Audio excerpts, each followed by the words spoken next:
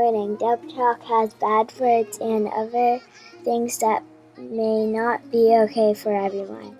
And be careful because we may talk about everything for the Promised Neverland and some other shows too. We might ruin something for you if you're not careful enough. And don't forget, the opinions in this show are from the people on the show and don't mean they're the same for everyone at Dub Talk.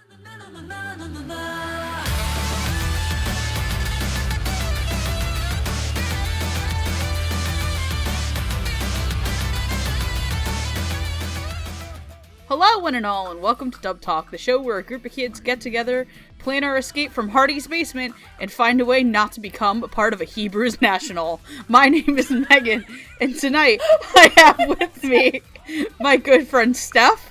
What the fuck is... what? I've got Andrew. Hey guys, y'all like steak? God damn it. And I got Jet. I've been playing this Red for the last 6 years. Oh.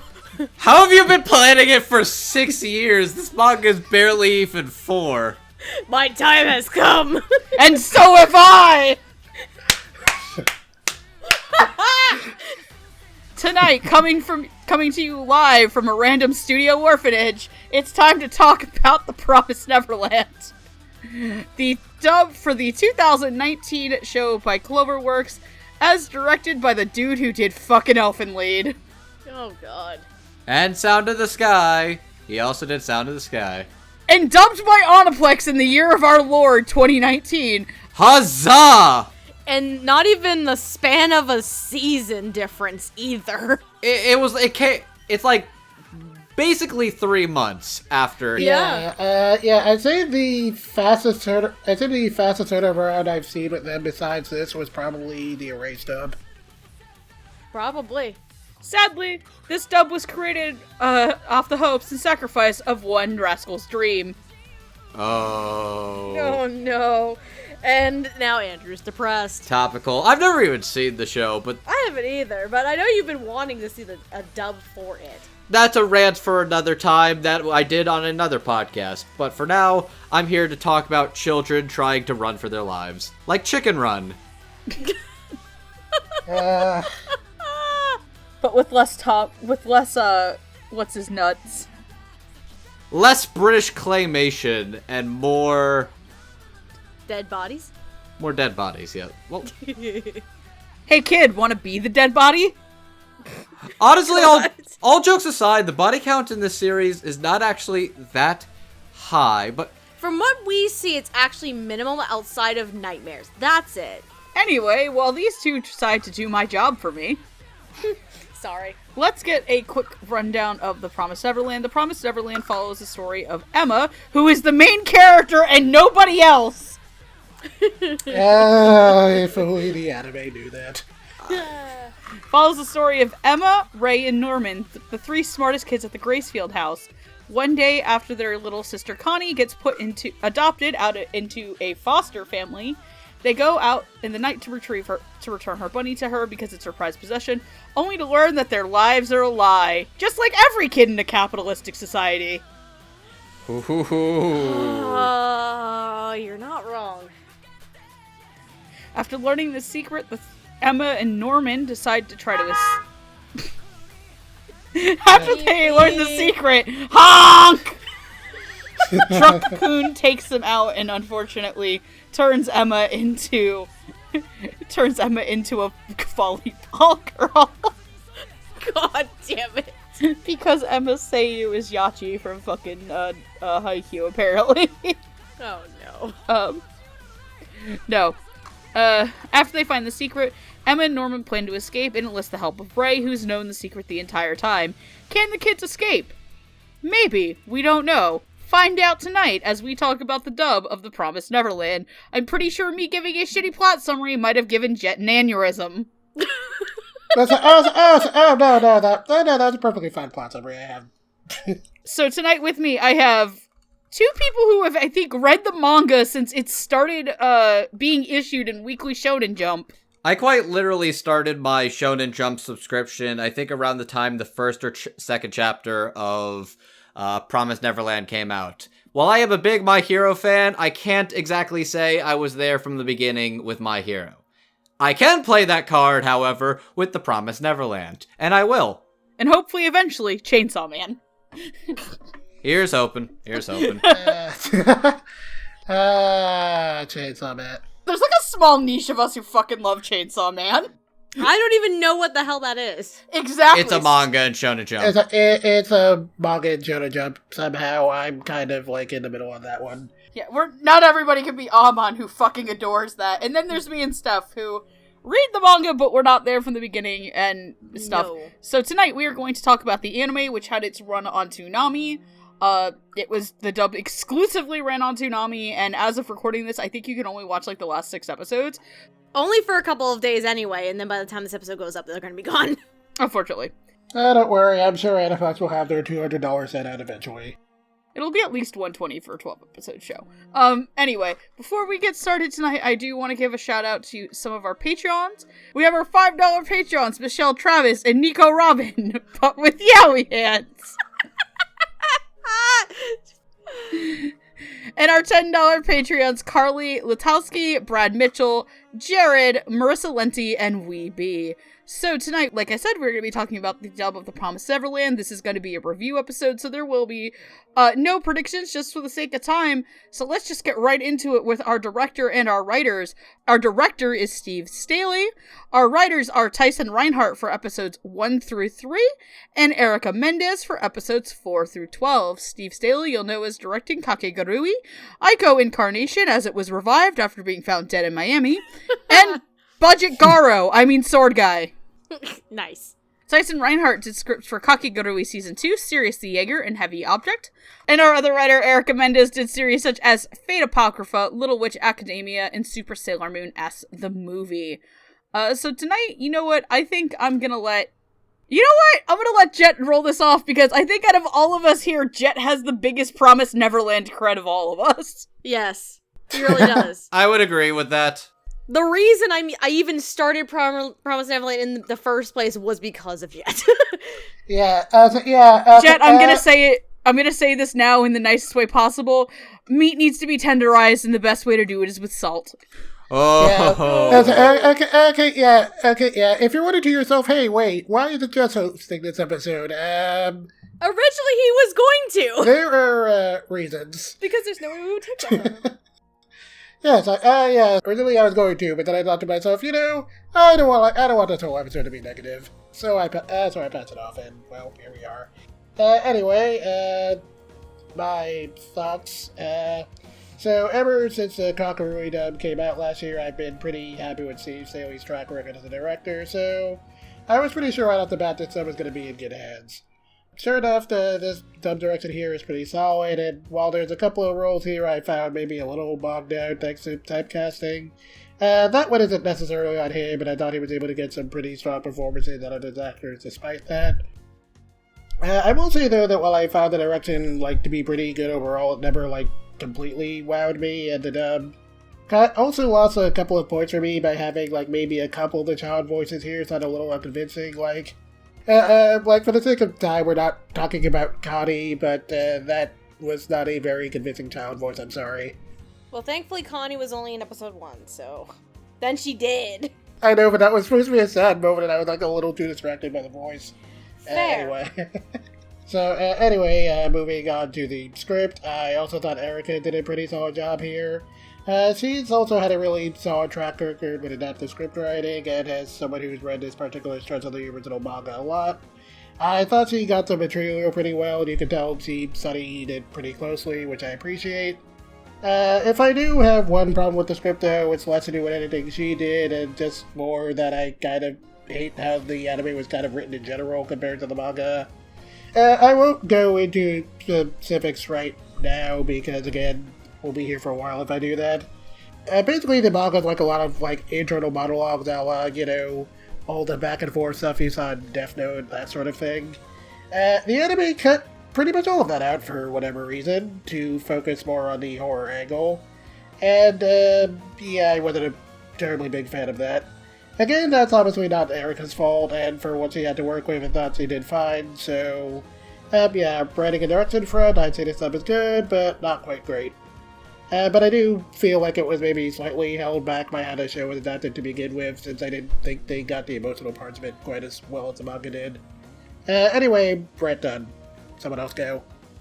So, Steve Staley, the only dub of his I've honestly heard has probably been Kakegurui, and if there's one thing I learned about Kakegurui, is that he's very capable of getting certain kinds of emotions out of his actors, especially when it comes to eccentric reactions of excitement, horror, fear, and a couple other things. Kakegurui is a very strange and Gay. sometimes inappropriate show, let's put it like that. But It's gay. it's pretty gay, yes.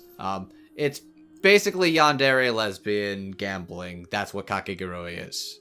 That's really what Kakegurui is. That just went way over my head. I haven't seen Kakegurui. Watch the opening alone, Steph. Oh, I've seen the opening alone. That explains everything you need to know about Kakegurui. Good to know, so I don't need to watch it then. No, okay, no, you are watching it. Anyways, Shit! so back on track of my original thing, Steve Staley on Kakegurui proved to me that he is a director who is very capable in regards to eliciting strong emotional reactions out of his actors, and I'd say he is very much capable of doing that with his ensemble cast here. The main characters, our main three leads, our antagonists, and several of the supporting characters have some very strong emotional reactions and do a very splendid job of selling me the terror, their motivation, sometimes some of their goofier childlike moments, as well as just the tension, the atmosphere, and their delivery, and really convincing you these are kids with giant, tasty brains that are trying to escape out of this place. And all of them sound pretty good. I say where this dub... the entire ensemble sounds really strong. The only time I think it ever takes me out is a couple of the offhanded, child ensemble. I actually thought Connie was okay. I thought Connie was pretty good. Most of my issue came through the unnamed younger children, especially the ones where it's like, oh, please get up, Norman. I'm like, why would Norman? Why would you say it like that? That's just... I don't know if you're trying to sound very cutesy childlike, but I found that was very distracting because I heard that once or twice where it's just like, oh, Norman's going away. It's like, why would you say Norman? Is that just a teeny bopper trying to be cute? Can I just interject for 2 seconds? You may interject for 3. Thank you. So, I rewatched the first half of the show recently, and with Andrew present in the room. When that came up, I pointed it out, and it started bugging him the rest of the goddamn time. It's just it's... Oh, man. The entirety of the ensemble, most of them sound okay, Toma, Lanyan, Nat, Anna, they sound fine. It's just, there's Everybody else. There's a couple of smaller children that are sometimes not as convincing as smaller children. It's not a big issue because for the most part, they don't really have that much to do. And when a scene needs to focus on a smaller child in particular, they sound fine. The thing in episode 12 where Jemima was getting very terrified that, oh no, I have to try and zipline down this dangerous cavern. Zipline to freedom, bitches! And yeah, she sounded genuinely terrified and convincing. A lot of the reactions, and I'll go into a lot more of the specific emotional characters later, but I'd say, this is a really good dub. The direction's very good. The script does a really good job where these kids still sound like kids, but also very much trying to make sense of their situation, play their part. There's a couple little zinger lines in some of the big reveals that I think are executed exceptionally. And you can very much tell that Tyson does some really good work, and Erica especially is putting some really great work. And she's clearly somebody who has done her homework and does a good understanding of how these characters think, how they should be acting, and how they would act in this world and adaptation. And I'd say overall, the direction of this dub and the script and adaptative work is solid for what the anime is doing. Can I make a very tasteless joke, please? Where there's probably gonna be quite a bit. It won't be the last time tonight, so just go for it.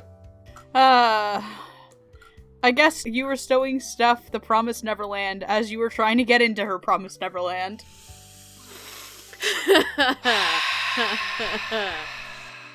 For those of you who are new to this podcast, Hello. Stephanie and I are in a relationship, so Yes. Megan here will make sure to take all the inappropriate pot shots here. Just making sure you're Yep. aware. Let's get on with the show. Because they will never take an awkward pot shot back at me and Patrick. Oh, watch. We'll sneak a silent one in there. It's gonna be great. Like a fart? Absolutely! Stephanie, you're already talking, go ahead. God damn it. Where do I start with this? It's... Well, at the beginning, usually. I know that much. Shut up. So this is probably the third time I've watched the show. I've seen it once in Japanese and twice in the dub at this point. And as someone who, again, I also have been reading the manga, but I basically follow the manga as the volumes come out. I'm not one of the cool kids like Jet and Andrew, and I don't have Shonen Jump, so I can't read it weekly. I'm not one of those cool kids. Just get your boyfriend's So password, to dumbass. hey, if you are interested in subscribing to Shonen Jump, you can do so for the very low price of literally $2 a month. I have enough subscriptions Stop pirating as it is, kids. unfortunately. I have enough subscriptions Stephanie, as you is, have unfortunately. a boyfriend. Use him as a sugar daddy to read Promised Neverland. Ha! Oh, Lord. Anyways, so here's what's very weird and interesting to me. So this is actually the first time I've seen a show that's directed by Steve Staley and one written by Erica Mendez. Tyson Reinhardt, obviously, I'm familiar with a few different ways, but for my first outing with Steve Staley as a director, honestly, this is a very solid, probably leaning on a strong dub from this year. There are a few minor setbacks, mostly in the case of the smaller children, that we don't really hear or talk about that much. Connie, in particular, was 50-50 to me. Like, I could see Jet's point of it, but I was kind of like, it's fine. She was only there for one episode, which is depressing, and to Jet's point, it did kind of take away a little bit from the emotional aspect of and context of the situation, which I can see that. Poor Connie, she was only 2 days from retirement. She worked hard at, like, the Lego office. God, we're gonna run into a character very quickly who was also 2 days from retirement. But honestly, I think this, on the directing side, is rather solid.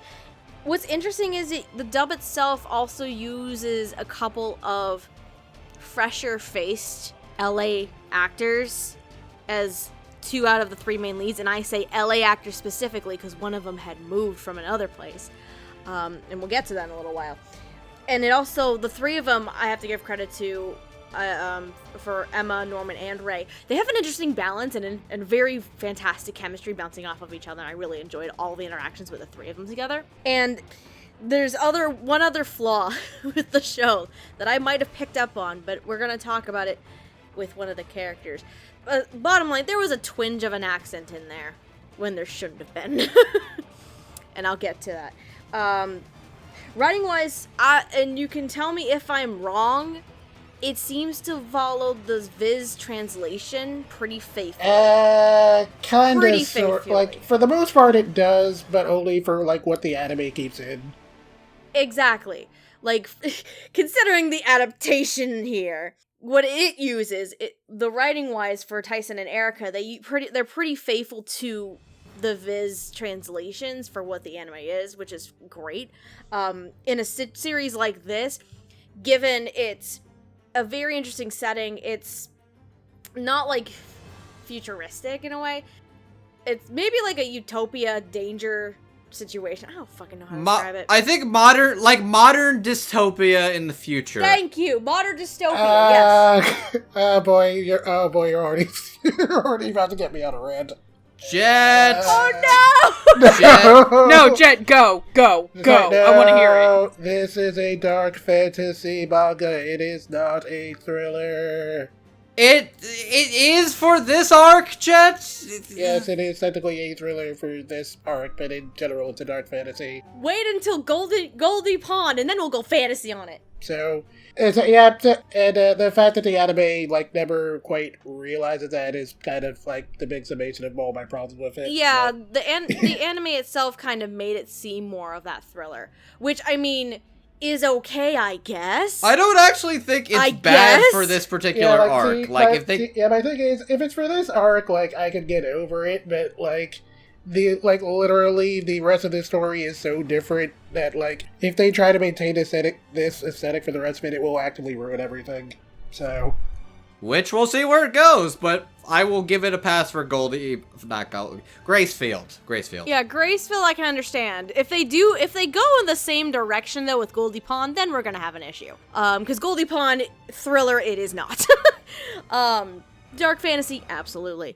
But yeah, for what the adaptation of the anime is itself, directing and the writing side, they do actually rather well with what they have.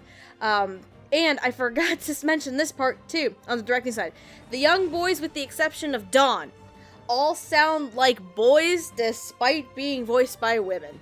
Well, even in the Japanese, I think Dawn was the only male seiyuu for the kids. I think so, too. It's funny looking back. I actually half expected Norman and Ray to be cast as men.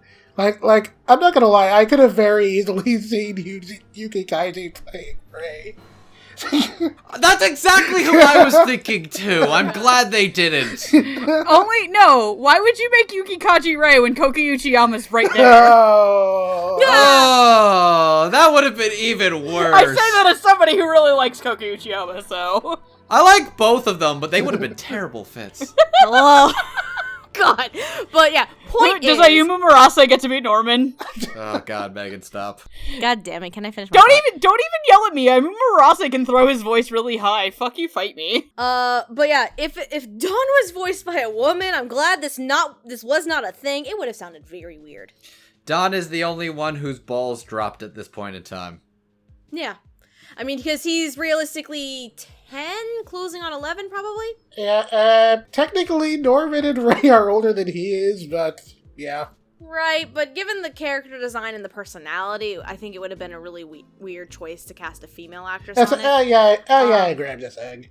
Yeah, that part I feel like it would have been very weird given Dawn's design and personality. But yeah, in terms of directing and the writing, like, it's definitely one of the stronger dubs that I've seen so far this year.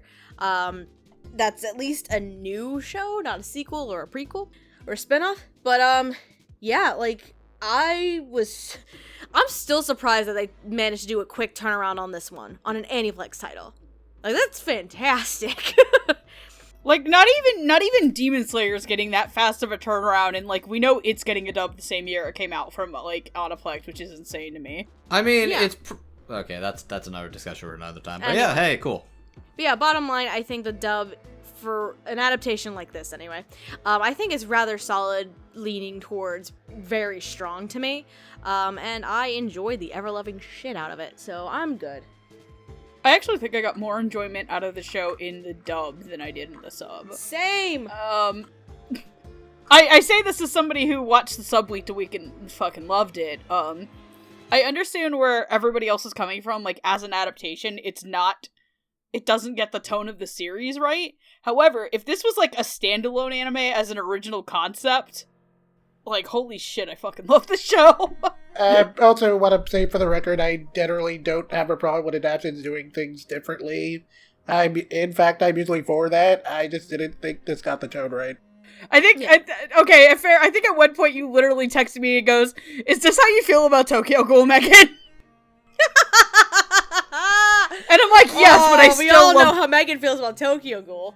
Okay, look, the first season of Tokyo Ghoul is really great. Yes. Rude is okay if you understand that they were supposed to do one thing and then the director just all but fucked off. Ri is sticking some crayons up its nose. It's worth noting I actually did read some of the Tokyo Ghoul manga before the anime came out, so I actually do sympathize with you, Megan. Thank you. Re fucking tried.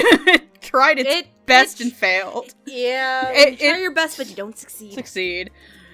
Which is not what Steve Staley did with this. I'm also not super familiar with Steve Staley dubs, which is kind of strange, because I thought I was, because I haven't watched Kakigurui. I've watched Aiko's Incarnation's old dub. I watched an episode of that travesty. Literally because Jet showed it in front of us. Because Jet made us last year. So I actually am also not super familiar with Steve Staley's work. I thought he directed another show that I own because I do actually own one whole Aniplex release, and we all know what it is. I own nothing, and I probably will end up owning this. I will probably actually end up and buying Anohana. this. But I think he did a really good job with the casting. Hang on. Quick correction I want to make there, just because for Bang Zoom dubs, they have a casting director in particular. Yeah. Oh, that's Mami, right. Mami Okada, yes. Sorry. Not Mario Okada, but as a voice director, I think Steve did a good job putting it together. I do think that what they said about some of the smaller background kids could be sometimes, but as I was plowing through this earlier today, I wasn't super interested in it because I was focusing on, I think, some of the best work from a really core cast of characters. There is a lot of newer actors or actors who have yet to, I don't want to say yet to break it big, because there's some people who have been in a lot of really big name shows, but they haven't, but because of the way a certain company broke up a deal I'm trying to say this nicely. Certain company is being really slow about putting certain shows up in their English format. Maybe those performances haven't been heard yet. In terms of the writing, I am super familiar both with Tyson and Erica. I've tended to be on a lot of things that Erica's written, mostly because I've been on the Little Witch episodes and the Fate episodes, and I genuinely really like her as a writer. I want to say one of the things I want to compliment is that it doesn't feel like two people wrote this dub. Mm-hmm. Especially because when I saw that Tyson Reinhardt was writing the first 3 episodes, my immediate thought was, oh god. Because I've had a mixed history with Tyson Reinhardt dubs. And they haven't always been good things, I've said. So I was pleasantly surprised that the writing of this dub went really well. I do notice that it is closer to the Viz's translation, which is really nice. I do like that anime studios are using especially if there's an English adaptation for a manga, they're going out and getting it and keeping things consistent between it, just for people who do read the manga and watch the anime. I think this is a really strong dub. I think this has some of my favorite performances of the year that are in a sequel or a reboot as well. So, let's get on to the first group of characters, because we've been at this for a while. So let's talk about the child, the myth, the legend. He could beat Jiren. He could beat Goku. He could become bros with Jesus himself. Let's talk about our one true savior, Phil. Phil is love. Phil is life. We protect the Phil. All hail, Phil. What's great is I laughed at the Jiren joke. I only understand it because I'm stuck watching Super on Toonami. Sorry. Okay, yes, Phil is very good, but... Phil is the best. Phil could beat Goku. Phil is the best.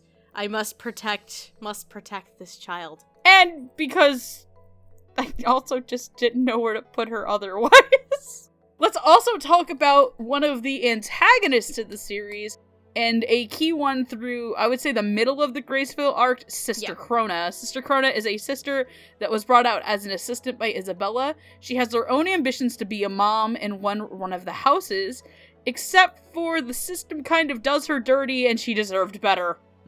Also, can I say I genuinely did not expect the pronunciation of her name to be Krona. Yes.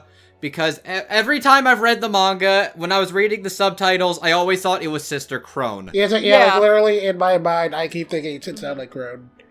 Yeah, but it's Krona, apparently, so we're gonna go with the official translation. It makes me think of the Soul Eater character that is an absolute cinnamon roll and did nothing wrong in their entire life, ever. And got done dirty in the manga, fight And me. was done dirty in the manga, yes indeed. Just like most everybody in the Soul Eater manga. Mm-hmm. I never read the Soul Eater manga, so I The best part of the Soul Eater manga is the Book of Ebon Fight Me. So, playing Phil is Amber Connor, and playing Sister Krona is Rebecca Thomas. Rebecca Thomas has no A&N credits. I am using A&N for this, so congratulations on having one hell of a breakout role, girl! Hell yeah! And Phil, Amber Connor plays I'm gonna butcher the shit out of this fucking name. Metalius in Tales of Zestiria the Axe, Faye in Fire Emblem, Shadows of Valencia, as well as Fire Emblem Heroes, the mobile game, and Mirai in Zenkai Zero. Which, the last two are games, but I needed to find something else. So... Amber Connor doesn't have a lot of anime credits under her belt. Yes. Not to be confused with Amber Lee Connors, guys. There's two different people. I was just gonna say that. I wanted to clarify that. They are, in fact, two different human beings. They are two different actresses in the field of anime voice acting. Yes. So, Andrew, since you seem keen on talking, why don't you go ahead and go first? Oh, okay, we're doing this. So, I'll say this much first. I found, as a manga reader, I saw everybody was talking about how great, Phil was before the anime started, because, like, when the anime starts, Phil's just a cute kid. Phil is just a cute kid. And for most of the manga, he's just kind of a cute kid. That's just there. And the thing that makes Phil interesting to me is he is smart and mature for his age. And that when it comes to the breakout, because Emma's whole thing is that fuck compromise, fuck leaving everybody behind and only leaving the capable ones. No, it's my way or the highway. We're taking everybody. Fuck fatalism, we're getting the fuck out of here, we're using my shonen bullshit power and motivation, and y'all coming with me. We're taking everyone, including the babies. But that being that we can't take care of. She does reach a compromise in regards to the fact that she will return for the children who are 4 and younger in 2 years, because by the time they are 6, when they are 6 years old is the minimum requirement for them to be shipped out. So, she leaves a soul child aware of the information of the truth of Gracefield and the system, and makes Phil aware. And Phil kind of already had an idea, but he was very willing to stay behind and be the one to do this. And when he first shows up by Mom's side after they're escaping, the house is on fire, it's like, oh my god, Phil's actually going to be the one to do this and save everything. It's great. Now let's talk about Amber Connor, because Amber Connor does a really nice job of sounding very young, cute, and sincere, but actually sounding very convincing in the part 2. Probably, like, the most standout part, though, is when Phil is being told the truth about Gracefield, and his genuine, heartbreaking reaction, where it's just like, I kind of already had an idea that this was the case. I saw Krona browsing under the bed. They were talking about a harvest. Because here's the thing, he's a smart kid that's very observant, even if he doesn't understand. And just realizing the people he loves have been harvested and killed. And that realization dawning on a small child is just so sad. Only for him to realize, I'll do it. I trust you, Emma. I'm gonna stay behind. I'm gonna be the one to do this. And it's like, oh my god. Phil is the sweetest child in the world. Phil is the hero we need but don't deserve. I'll say this. Amber Connor does a really solid, splendid job sounding like a young, energetic, cutie little child. Let's talk about Krona, and specifically Rebecca Thomas. This is a breakout role for Rebecca Thomas. First of her kind. I appreciate the dub casting of this went with actors of colors with the particular characters of color, and I thought that was a neat, appropriate choice, and I think it pays off very well with the two characters in the show. First off being, Sister Krona, and Rebecca Thomas. And Rebecca Thomas does a lot of different sides of Krona. She does serious, she does stern, she does goofy, she does eccentric, she does scary, she does badass, she does manipulative, fearing for her life, trembling, and just... There's so many different sides to Rebecca's performance here that, this is a standout, breakout role for her. And there's a lot of different facets that are interesting about Krona as a character. And I'll also say that... Look, Jet, I know you have personal opinions about how Krona is portrayed in the anime, but I'll say this. I think her design is a lot better. Yeah, trust me, the design is, definitely not the problem I have. I definitely think they definitely improved on the manga, because... Woof! There's a couple of panels where Crone looks a little... Yeah, let's just say it. Racist? I was just gonna say inappropriate, but yes.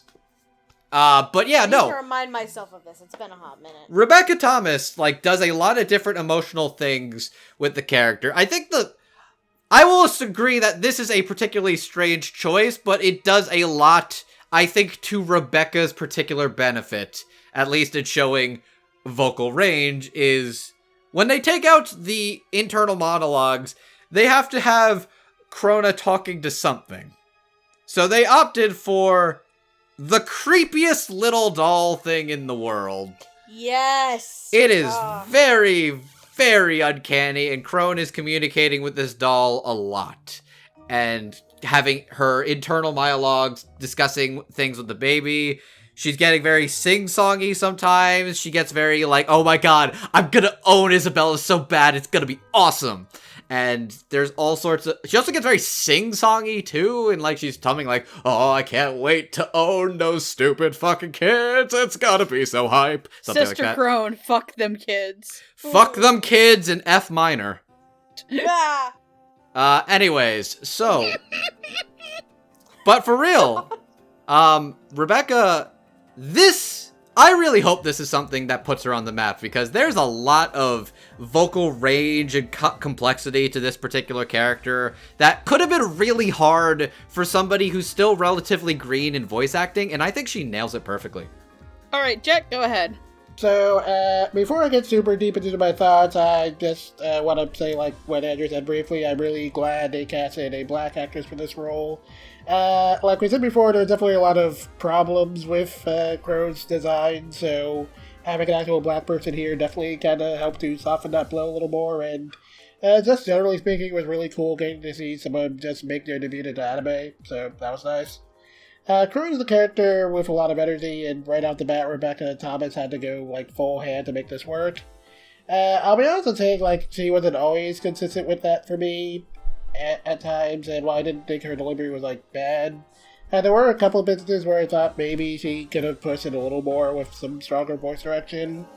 It didn't help that I kind of wanted Crone to maybe sound a little sultrier, and while Rebecca did come close to that with a few of her lines, it wasn't, a consistent thing, which kind of let me down a bit, but aside from that, I thought she did pretty good. I especially liked her delivery during Crone's demise. I thought she really nailed, the right mix of fear and regret that was going through Crone's mind during those final moments, and it definitely made her death as sad as what the anime was aiming for. The key word here being what the anime was aiming for, because I gotta be honest, I really thought the anime had, no real idea what Crone's character was supposed to be. While Crone's pretty over the top of the manga too, she does a lot of her, as we established before, she does a lot of her scheming internal monologues and manipulation, which makes her feel, more like an actual threat. But since again, they don't keep the internal monologues in the anime, she literally screams all her plans out loud, which is how does nobody hear her when she's literally just, she literally just moves right into the next room? How does nobody ever hear her?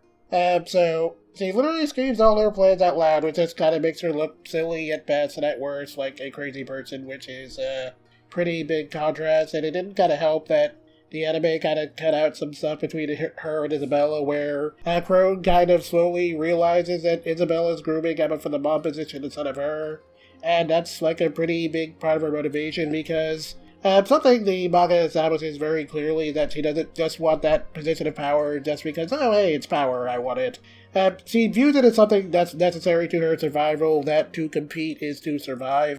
So that's also why I thought the anime kind of really dropped the ball hard on Crone's death, because while it is kind of sad in the manga too, it's less about, oh, her life was really hard under this system, and more that, hey, she devoted her entire life to this system that betrayed her at the last second, despite simply doing everything right, simply because she wasn't the special chosen person, which, there's definitely a lot of very interesting racial allegories you could get into with that, but that'll probably derail this podcast, so I won't go into that.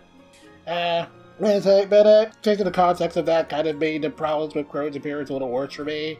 Anyway, long of that tangent was, I thought Rebecca's performance was pretty good, even if I thought it could have sounded maybe a little more polished, but I'm definitely looking forward to hearing more of her in the future. Okay, and with that bit of negativity out of the way, let's talk about my son Phil, because Phil is everyone's son. Who the fuck are we kidding? Phil, welcome to the Church of Phil. We worship. Okay, so yeah. Must protect. Yeah, so I definitely have mostly nothing but good things to say about my son Phil and Amber Carter's performance. She's not a name I'm really familiar with, since her only other major anime role before this was in the Hysteria dub, and I didn't watch that. But I thought she gave Phil a pretty good child voice, and I definitely didn't have any trouble buying into her in the role, so I definitely appreciated that. It certainly helps that Phil is just a precious little cinnamon roll, too good for this world, and Amber does a really great job of just making him sound really energetic and fun to listen to. But at the same time, as we already established, Phil is very mature for his age, perhaps maybe a little bit too mature for a 4-year-old, but again, this is a shonen, even if the anime didn't quite get the memo on that. Look, let's be real, there's like 10 to 12-year-olds that are basically thinking on level of Light Yagami. I'm pretty sure the realism of, can a child actually be this smart, kind of goes out the door when you're trying to have an actual tense story, but I mean, if Jotaro could look like a 40-year-old man and smoke like one at 15, what's the limit? Yeah. Fair enough. Fair You're enough. right. Anyway, I thought Amber did a good job of hinting that Phil's kind of more aware of the situation that he initially lets on. And when Phil, fully discovers the truth of the situation, Amber makes his, little quiet breakdown feel pretty believable. And it really just makes you want to give that poor kid a hug. And, I'm definitely up for hearing Amber and more things, and, really good job. Alright, go ahead, Steph. I was about to do a Phil impersonation that I said about Emma. No, it's not happening today, though. I want to talk about my son, Phil. Phil is everybody's son. Talk about your kid. Talk about your son. Talk about my son, Phil. One of my sons. My other son is later on. Amber Connor, this is a fun... Of course, both Amber Connor and Rebecca Thomas, obviously, Rebecca Thomas, this being her first, major role. I've never heard of either one of these actresses either. So, in terms of Amber as Phil, she may be relatively new, but she makes Phil so adorable and so precious. I want to hug him. I want to protect him. But, to both Jen and Andrew's point, though, Phil, for as little as he is, he's a lot more observant and not as immature as people think he is, which is an interesting twist for a 4-year-old. But, at the end of the day, he's very much a good little... he's kind of like the heart, in a way, of the younger kids. And, he just wants to make sure everybody's happy. He's similar to Emma in that regard, honestly. You could probably draw a parallel between Phil and Emma in terms of personality. Partially personality, but more on the lines of they follow their hearts.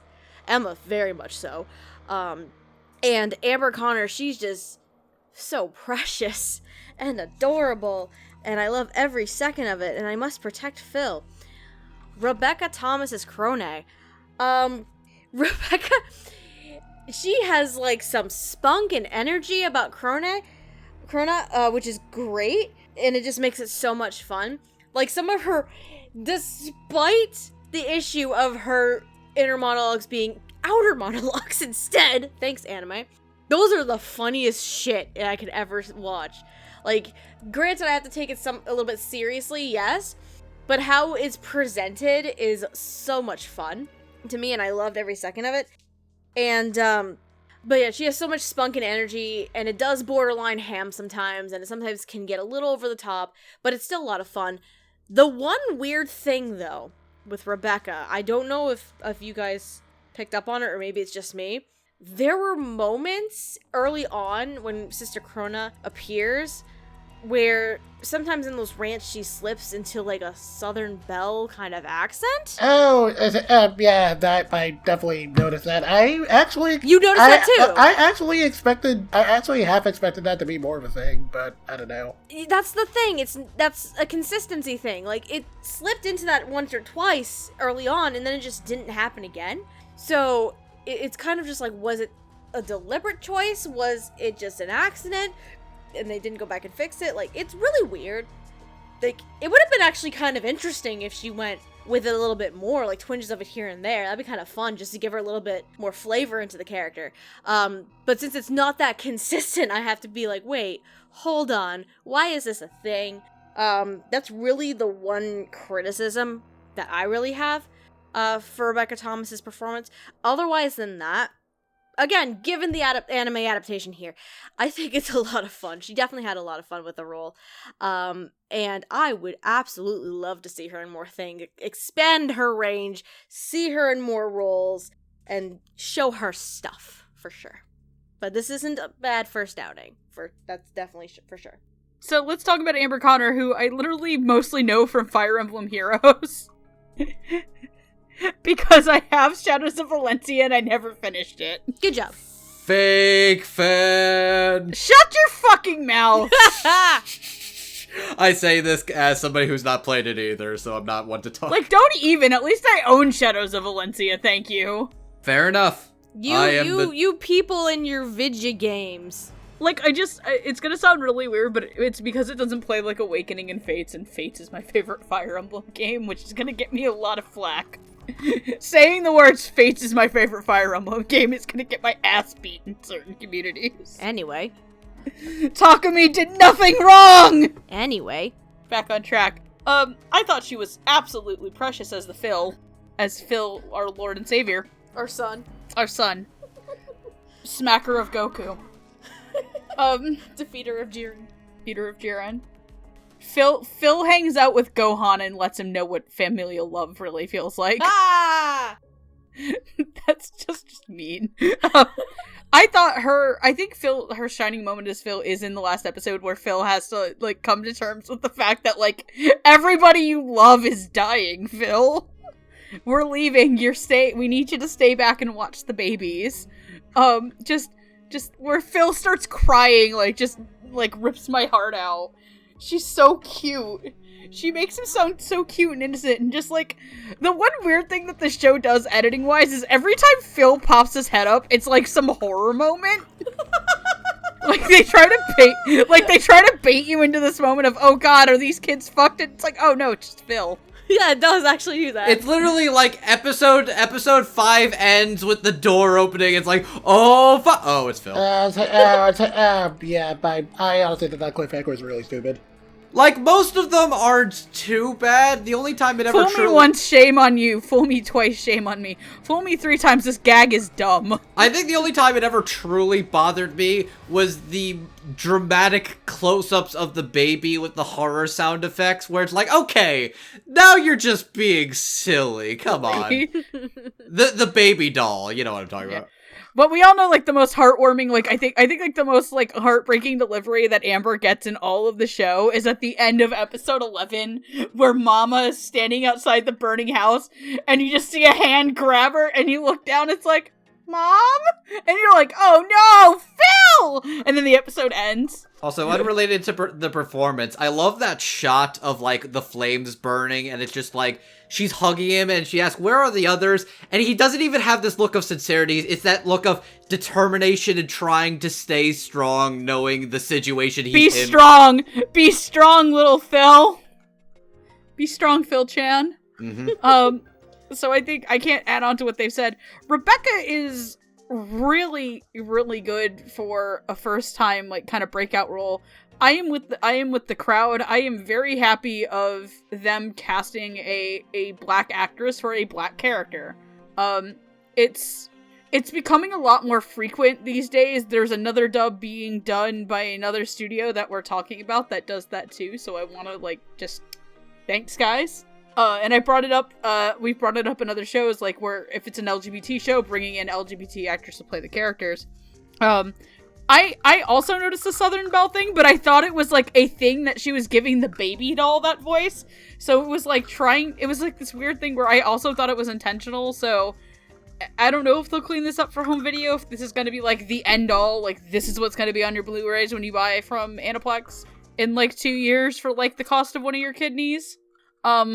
I think that she got all of the stuff down. I really, even when I was watching this in the Japanese, and I felt for Corona's Seiyu as well, that the whole talking to the baby doll thing just felt really fucking stupid. It felt like it was part of a bad anime and not a good anime. I do think that Rebecca does her best to get through all that. I think she does it with aplomb. I would really like to see her be in more stuff. It's just hard to add on to what people are saying when everybody else has already said stuff, so let's just leave it there. So, well, okay, not really, but I enjoyed the performance. I would say I don't think it's the roughest performance, because there's a lot of some of the secondary cast of kids who are a little rougher. But I would say, like, I think that she did a great job, especially sinking her teeth into this character, especially when she's talking to the kids about how the mom system works a little bit and showing off her scar. But to me, I think the outright most chilling delivery is when she's playing tag with the kids. Oh, God. And she's like, did your little friend get picked up for the harvest? And she's just, like, staring at Emma over the thing. So, good job, Rebecca, and good job, Amber. So, alright, so let's talk about our second group of characters. They might as well be the second group of conspirators after Emma, Norman, and Ray kind of learn about it. They're the first two people the three of them bring on to trust, but they also think at one point, like, one of them is betraying them. Hint, it's not. They're not. So that is going to be Gilda and Dawn. Gilda is played by Ryan Bartley, and Dawn is played by Cedric Williams. Ryan Bartley you'll know as Osamu in Erase, Tsubomi Tagaki in Mob Psycho 100, and the lesser version of Rem. Fuck. Shit. You blew that almost immediately. Fuck. She's Rem, right? Ram. Okay, she's the other one. Yes. Fuck. Can I do that over again? No. Yes. Damn it. Wait, no, I thought she was Rem. No, that's Brianna. No. Oh, I fucked that up. You fucked the joke so badly. You were gonna say she is the better of the twins. You were trying to insult Rem, but you failed badly. Good job. Good night, everybody. I've never seen ReZero. Yeah, neither have I. Okay, I've seen one episode of ReZero and I thought it sucked, so... fuck. Cedric Williams is known as Chitu in Hunter x Hunter. I didn't pronounce the X because I'm a classy bitch. You are a classy bitch. Steph, go ahead. Fuck. So, Dawn and Gilda, huh? Let me see here. I'm gonna start with Gilda. So, Ryan Bartley, I'm becoming a bit more familiar with her as an actress, because I've seen her in Mob Psycho, I have seen her in Machia, and maybe one or two other things. But, her portrayal of Gilda, because Gilda is, among the cast of characters, she's kind of the more quiet and a bit more reserved among, if we're putting them as a main five. She's the more quiet, reserved one, but she's also she wants to trust, she wants to be there, and, she wants to be that support system, especially for Emma, considering they're the two oldest girls in the entire house. And Ryan just makes her just so sweet and gentle, and she just has a little bit of compassion added to her voice. Because, what's very interesting with Gilda's also not an idiot. when they originally try to talk to Dawn and Gilda, and they try to convince them what's going on, Gilda's the one who actually believes it before Dawn does. And the way she says it is like, Emma, you haven't really hugged or smiled at Mom once for a while now. And you love Mom more than anybody in the entire world.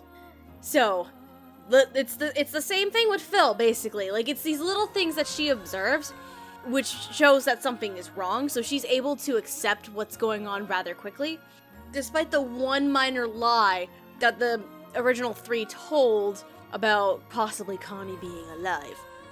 But Ryan Bartley is definitely just a gentle person, very intelligent, very quiet and reserved out of the 5, which is actually really nice counterbalance to some of the stronger personalities, like Emma and like Dawn, actually.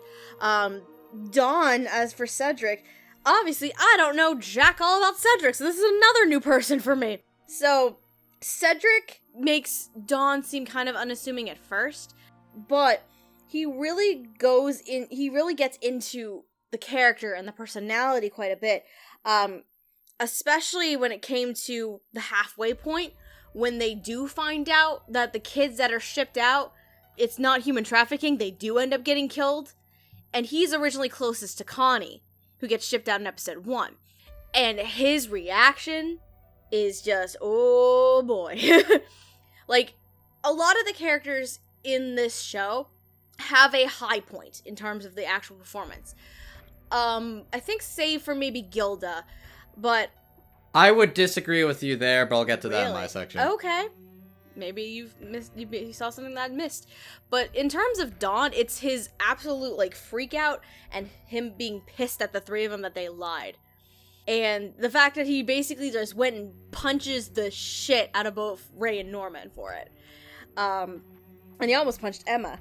But Cedric definitely, as one of the newer voices that I've ever heard, again, it's a very good contrast, because going back to what I said earlier, if Dawn was voiced by a female voice actress, it would be very weird considering the character design and the personality that Dawn has.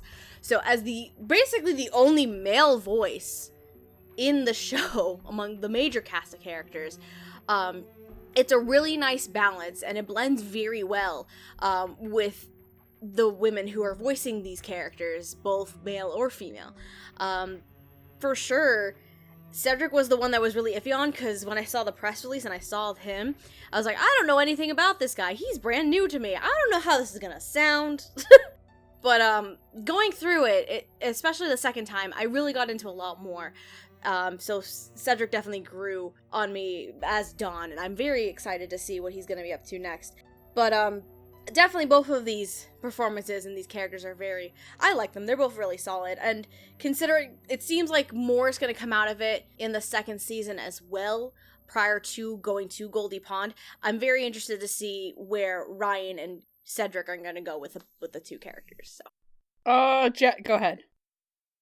Okay, Cedric Williams is another voice I'm not super familiar with, and while I do remember a lot of his T2 and Hunter x Hunter, oh god, that's like the first time I've actually pronounced that with the OTX.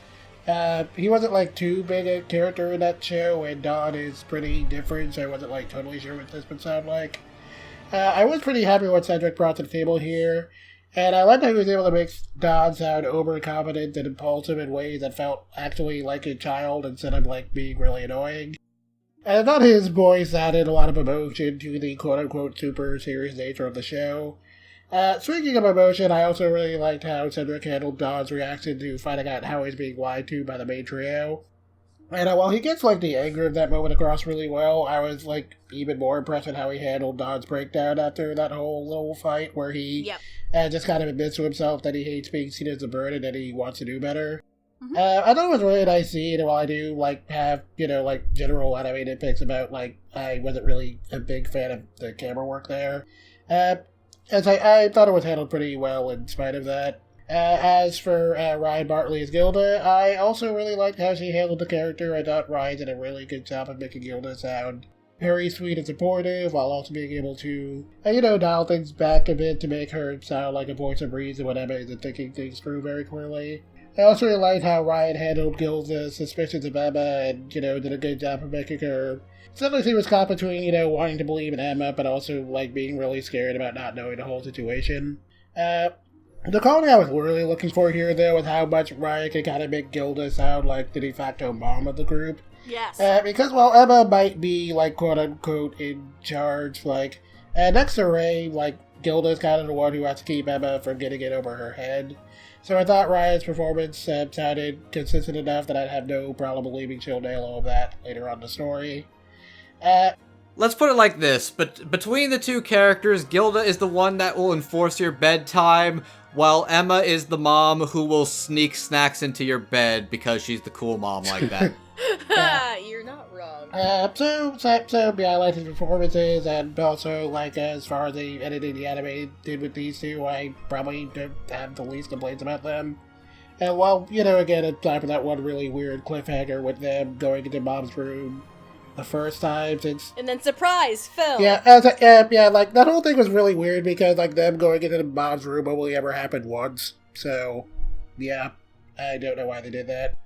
I was also really surprised those two, got a little bit more screen time than they did in the manga. Essentially, Don's that popular character, I'm not sure why. But anyway, again, I thought Cedric and Ryan did a really good job here, so they both get a thumbs up for me. Andrew. Okay, so, first things first, I will start with Dawn, because I will definitely say most everybody clicked. I think when I first heard everybody... all of our major characters, when I heard them speak and I heard them with the characters, everybody clicked pretty well as far as performance and as far as delivery. I will say, of the cast, Cedric was the longest it took to really click for me. Because I think he does a very good job with it. There's some of the delivery of his that seems a little bit, I guess, flat, or sometimes a little bit stiff at parts when he's trying to sound like a little... playful, or when he's trying to exposit some of the dialogue or reactions. I think he sounds a little bit stiff at times, but I think he kind of grows out of it.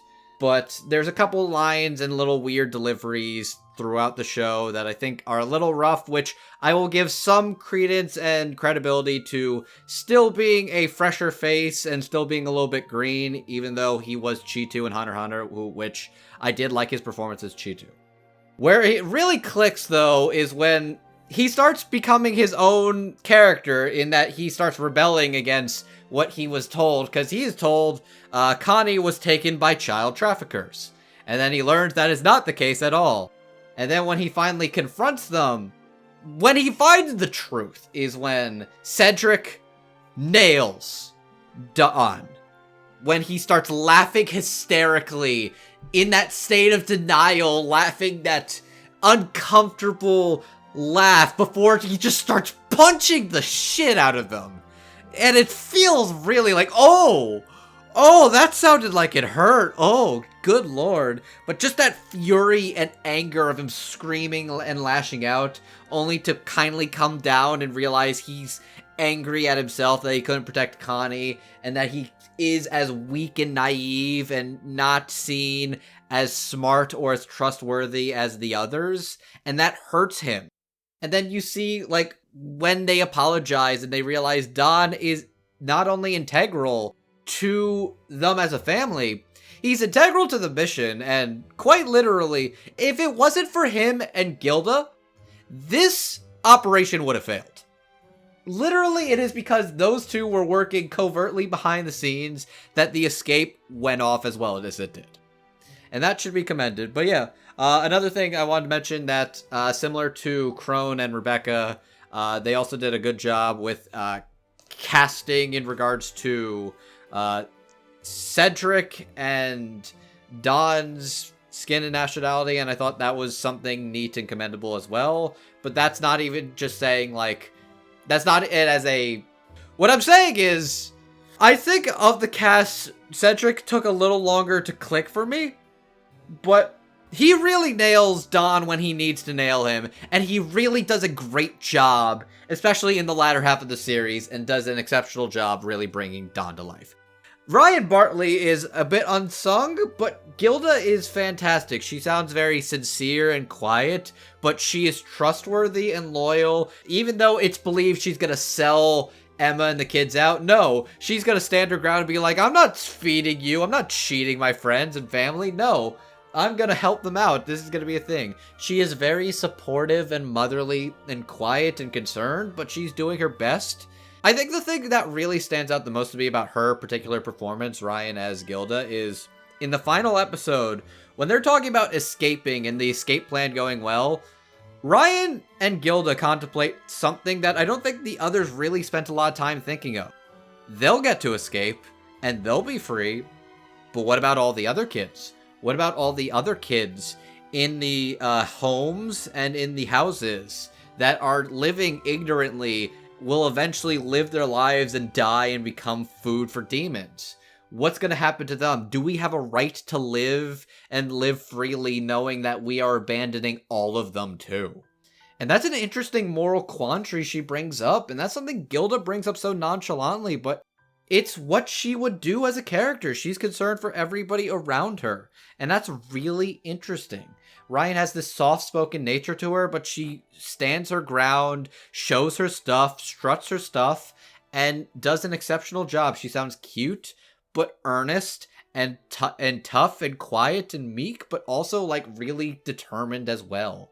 And I think those are all exceptional qualities. So yeah, Cedric and Ryan, great job as Dawn and Gilda, the unsung MVPs of Promised Neverland. And not to take away from your moment, but I just noticed, like, we are, like, nearly 2 hours into this thing, and that was, like, your little spiel was, like, literally the first time we ever mentioned there were demons in this show.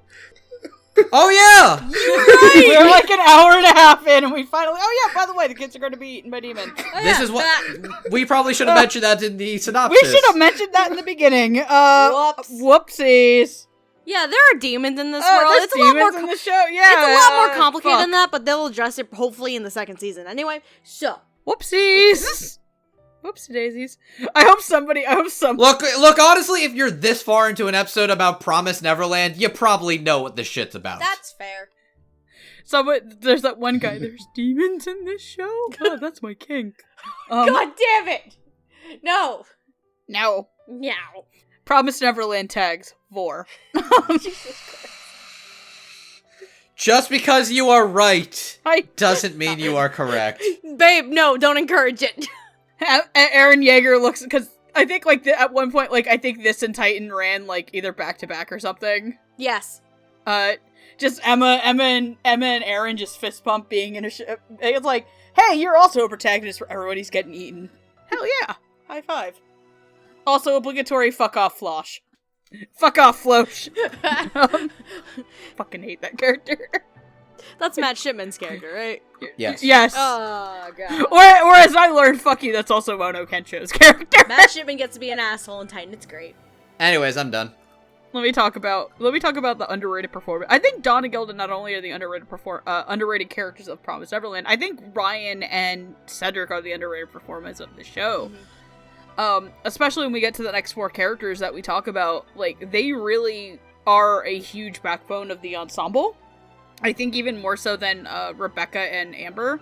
I want to start with Cedric, who I've literally never heard his work before because I have watched like 2 episodes of Hunter x Hunter in my life, which everybody can come beat me with a stick for it later. That'll be corrected eventually. Eventually. It'll be corrected when Black Clover's over. Haha, just kidding. No, so I genuinely think that Cedric did a really good job. I was sold on him immediately. I liked his voice for this character. I like that he... In a show where there are a lot of women playing men and sometimes you can't really tell, I like that he had a very distinctive male voice. He absolutely knocked it out of the park with anger and childish anxiety and fear over the fact that, like...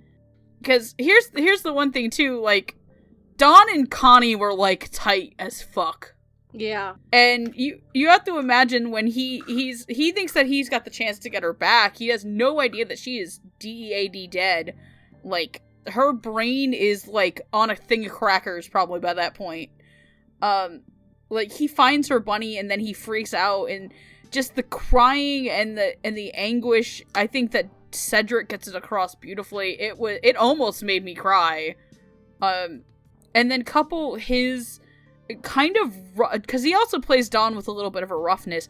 Couple that with Ryan Bartley's gentle sweetness as Gilda, who, up until I watched the show in English, Gilda was always my favorite character. Gilda's now my second favorite character. She is such a sweetheart. She makes Gilda's kindness and empathy, because Gilda is like Emma, where she's also empathetic, but I don't think that she's not as hardcore as Emma is, I think. Because Emma's pretty baller. I wish I was Emma. She thinks realistically, because towards the end, when Emma, Dawn, and Gilda are talking about whether or not to take the 4-year-olds and younger, Gilda was on Ray's side. Yeah, Gilda was like, yeah, no, they're never gonna fucking believe this. Gilda headbangs softly, while Emma is headbanging, like, basically till the entire world is spinning. Just because you are right does not mean you are correct. Emma's like the 3 dudes in the back of the car during fucking Wayne's World. Oh god. Get it, freedom! So I think Ryan's natural sweetness, and she also has a softness that really plays off of Emma's actress's softness really well. So overall, like, really great performances. I think it's Ryan Bartley's definitely for me a front runner for underrated performance of the year, especially as Gilda. I think a little bit more than Cedric. I think she had a little bit more polish to her performance. So with that being said, are we good to move on to our first our next character? Oh boy. Let's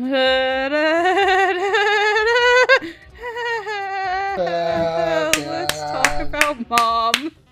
Let's talk about Mom. Let's talk about some big MILF energy. Okay, look, it was either gonna be you or me who was going to say it. Shout out to our good buddy Crimson. So long as it's not about me, because for some reason that joke involves me now. Shout out to our buddy Crimson, who would very much like to put his face What in is that Isabella's playing? Neverland. You know what's playing. Why do I hear Blumenkranz? No! Confused. Motherfucker! Who's playing that? We're gonna get copyrighted. Muffled Blumenkrantz in the distance. First of all, I think that's Jet. Second of all, I don't understand. You will in a minute. Okay. Oh, wait, never mind. I got it. I'm sorry. I think it's God damn it. I got it. You motherfucker. Bravo, Jet. We're gonna get copywritten straight. We're gonna get copyrighted now. You were very premature with that. Playing Isabella is Mama Isabella is Laura Post. Laura Post, you'll know his characters such as Diana Cavendish in A Little Witch Academia, Queen Nehelina in Sailor Moon Super S, and everyone's favorite Mom of the Year candidate, all years, every years, Ragyo Kiryuin in Kill la Kill. Blumenkranz intensifies. God damn it. Blumenkranz, and she wants to Blumenkranz into you, Satsuki. God. Stop it. Oh, Kill la Kill was a wild show, man. Man, that is a joke that is like all 5 people are gonna get. Steph, you've got an open hole. Why don't you make words come out of it? Wow. Oh, God. I hope Crimson fucking appreciates the whole fact that I called him out for being an Isabella fucker. Oh god. He is one! Speaking of big MILF energy, I guess it is me now? What? Oh god. Here, I'm gonna start off with this. I never had the fantastic pleasure of listening to Laura Post in Kill la Kill. We need to fix that! We need to fix I have not seen the dub of Kill la Kill. I have only We seen need the to Japanese. fix that! So, like, I've heard so many things about Laura Post playing the bad moms. This is my first time seeing Laura Post playing a bad mom. Though to be fair to Isabella as a character, she also can be fairly sympathetic. Because while what she's doing willingly, and she's okay with it. Similar to Sister Krona, she is trying to survive as well. Fuck them kids. Because a key part in Isabella's character, and it comes up in the last episode of the season, she also tried to escape, but she couldn't do it. And what I like about Isabelle as a character, because throughout the majority of the show, you see her as this devious and cunning woman, doing what she can to twist the thoughts and ideas and trying to keep these kids in line. Especially once it gets to the point where she interacts with Emma, Norman, Ray, Gilda, and Dawn, and when she first runs into Emma and Norman before they're inspecting the wall, and she's like, we've known each other for 10 years, but I think this is the first time we actually can talk to each other without acting. Emma, Norman, it's nice to meet you. And she just, loses that facade, the nice, sweet mom facade, and she's just, cunning, devious woman. But considering a lot of the character aspects of Isabella, being this cunning person, coming off as this loving person, and also being this sympathetic individual that we learn about at the end of the season, oh my god. Laura Post is just fantastic. She covers this wide range and this broad aspects of Isabella's character so well. She appears to be kind-hearted and gentle as Isabella, but there are, especially once we find out early on that she is, knowledgeable of this. At the end of the first episode, we know that Isabella's in on it. This whole thing of giving the children to demons and shit. We know she's in on it by the end of the first episode. But at that point, you can tell that at that point on, she has this strong intellect and also has such a cunning tone in how she words things and how she does things, in order to keep these children here, to keep them in line, to convince them that they're going to have wonderful, happy lives here. Especially Emma. Emma, who feels downright betrayed, essentially, from what she's known all her life. Emma fighting back for so long, and Ray just going with it for part of the time, because we'll get to Ray, but there's a thing involving Ray. But that's probably more for Ray in and of himself. And then this is probably can go for both Isabella and Ray. But something that's actually really interesting, and it wasn't picked up on until someone mentioned it to me, this was a while ago though, both Laura Post and the actress who voiced Ray, there is a specific song in the show. The greatest track of OST in 2019. It's known as Isabella's Lullaby. It's a song... There it is. It's a song that sometimes plays throughout the show, but you don't know the meaning behind it, and it's just... We're gonna get copywritten again if you keep doing that. I would assume actual singing should be fine, but you never know with YouTube. Okay, considering I got copyrighted for literally singing a parody of the Pokemon theme, anything is possible, honestly. I'm on a boat. No, but, this song in particular, called Isabella's Lullaby, it does play throughout the entirety of the show, but you don't know the context of it until the very last episode. So good. It's so good. But the reason why I'm bringing this up, for both Laura as well as Ray's voice actress, there are moments where both of these characters actually hum the lullaby. And both voice actors hum the lullaby. And it's very believable. And I enjoyed that so much. But Laura Post, definitely in the end of it too, she comes off as not really defeated, because she watches these kids go. She doesn't want them to leave. She watches them go, but when she actually sees them go, she kind of accepts it, ends up relaxing, lets her hair down, both figuratively and literally, and she actually has this glimmer of hope that she thinks that these kids will actually achieve what she couldn't do as a child. Isabella as a character is just, oh my god. There is so much to her, both as an antagonist, but also a sympathetic character, and I just loved every aspect of it, from Laura Post's performance.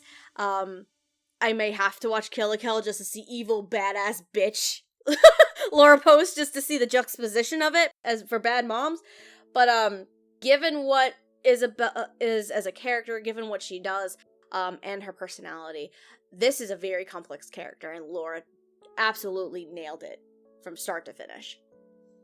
Jet. Okay, so next to another character we'll get to later. This was probably one of the safest casting choices in the whole dub. Laura is definitely no stranger to playing moms, and she's certainly no stranger to playing evil moms. Since again, her most iconic anime role is so probably good old Ragia from Kill la Kill. And while neither one's winning any Mother of the Year awards, Isabella definitely isn't Raggio. So I appreciate that Laura's performance didn't, just directly imitate that one. While we see that Isabella can be pretty stone cold and Laura gets a lot of her ruthless moments across really well, and it's still kind of a more measured approach to how she does things compared to Raggio, so I'm glad that Laura managed to make this feel like a very distinct performance. That also kind of gets into maybe the one little issue I have with her performance is that while I really enjoyed her as, Isabella, the whole, child farmer, I wasn't quite as sold on her as Isabella as a mother. While Laura's tone is, gentle enough during her early moments that you might not immediately suspect something's up with her, her voice in general just has, so much authority to it that it never quite sounds like it would belong to a living parent. And while this was also kind of the case with Yuko Kana's performance in the Japanese version too, she did well enough during that whole bit where Isabella kind of, quote-unquote, tries to, console Emma motherly after literally breaking her leg. But I can kind of buy into it. Laura's, on the other hand, that never quite got there for me, and while I liked the performance overall, I wouldn't call it bad by any means. I really liked Isabella as a character, so I was kind of disappointed I didn't feel like I got the full package with that one. But it also kind of gets into some of my problems of how the anime kind of handled Isabella in general. As we find out later on, while, she's the current mom of the house, she was once an orphan just like Emma, and, she was broken by the farm system into becoming the person that she is today. And in a lot of ways, she's kind of a mirror image of what Emma could have been if she'd also kind of surrendered to the farm system. And the thing is, while the anime isn't, super explicit about Isabella being a former farm child right away, because it would kind of break, the anime's emphasis on the whole mystery thriller angle of the story, the manga makes that dynamic clear very early on, literally the third chapter, they make that extremely clear. And it's kind of helpful because it sort of makes Emma and Isabella's relationship kind of be, the core theme of the Gracefield arc. But again, since the anime is kind of more concerned with the mystery thriller angle, that parallel doesn't feel quite as distinct here, and it's kind of a little disappointing for me. And I also wasn't totally sold with how they kind of handled some of the flashbacks in Isabella's past, since, again, cutting out all the internal monologues, they kind of cut out this one little bit where it does kind of make things clear that while Isabella did ultimately surrender to the farm system, she still kind of has a lot of resentment for what she did to her friend that we see in her little flashback. And Leslie! Oh, poor Morgan Berry. And I make it clear that the only reason she never fought back was because he just sort of viewed it as impossible, again, mirror image of Emma. While again, you can kind of sort of piece that together with what the anime provides. It's kind of, in the anime it feels more like subtext, whereas in the manga it literally was the text, so that was kind of annoying to me, and it's kind of the same issue I had with what they did with Crone, so I wasn't a fan of them making this stuff more vague, but all that rambling aside, again, I thought Laura did a pretty solid job here. There are definitely a few points I felt could have been better, but it was a pretty solid performance. Before we move on, can I interject? Because I think maybe one thing to disagree on a little bit.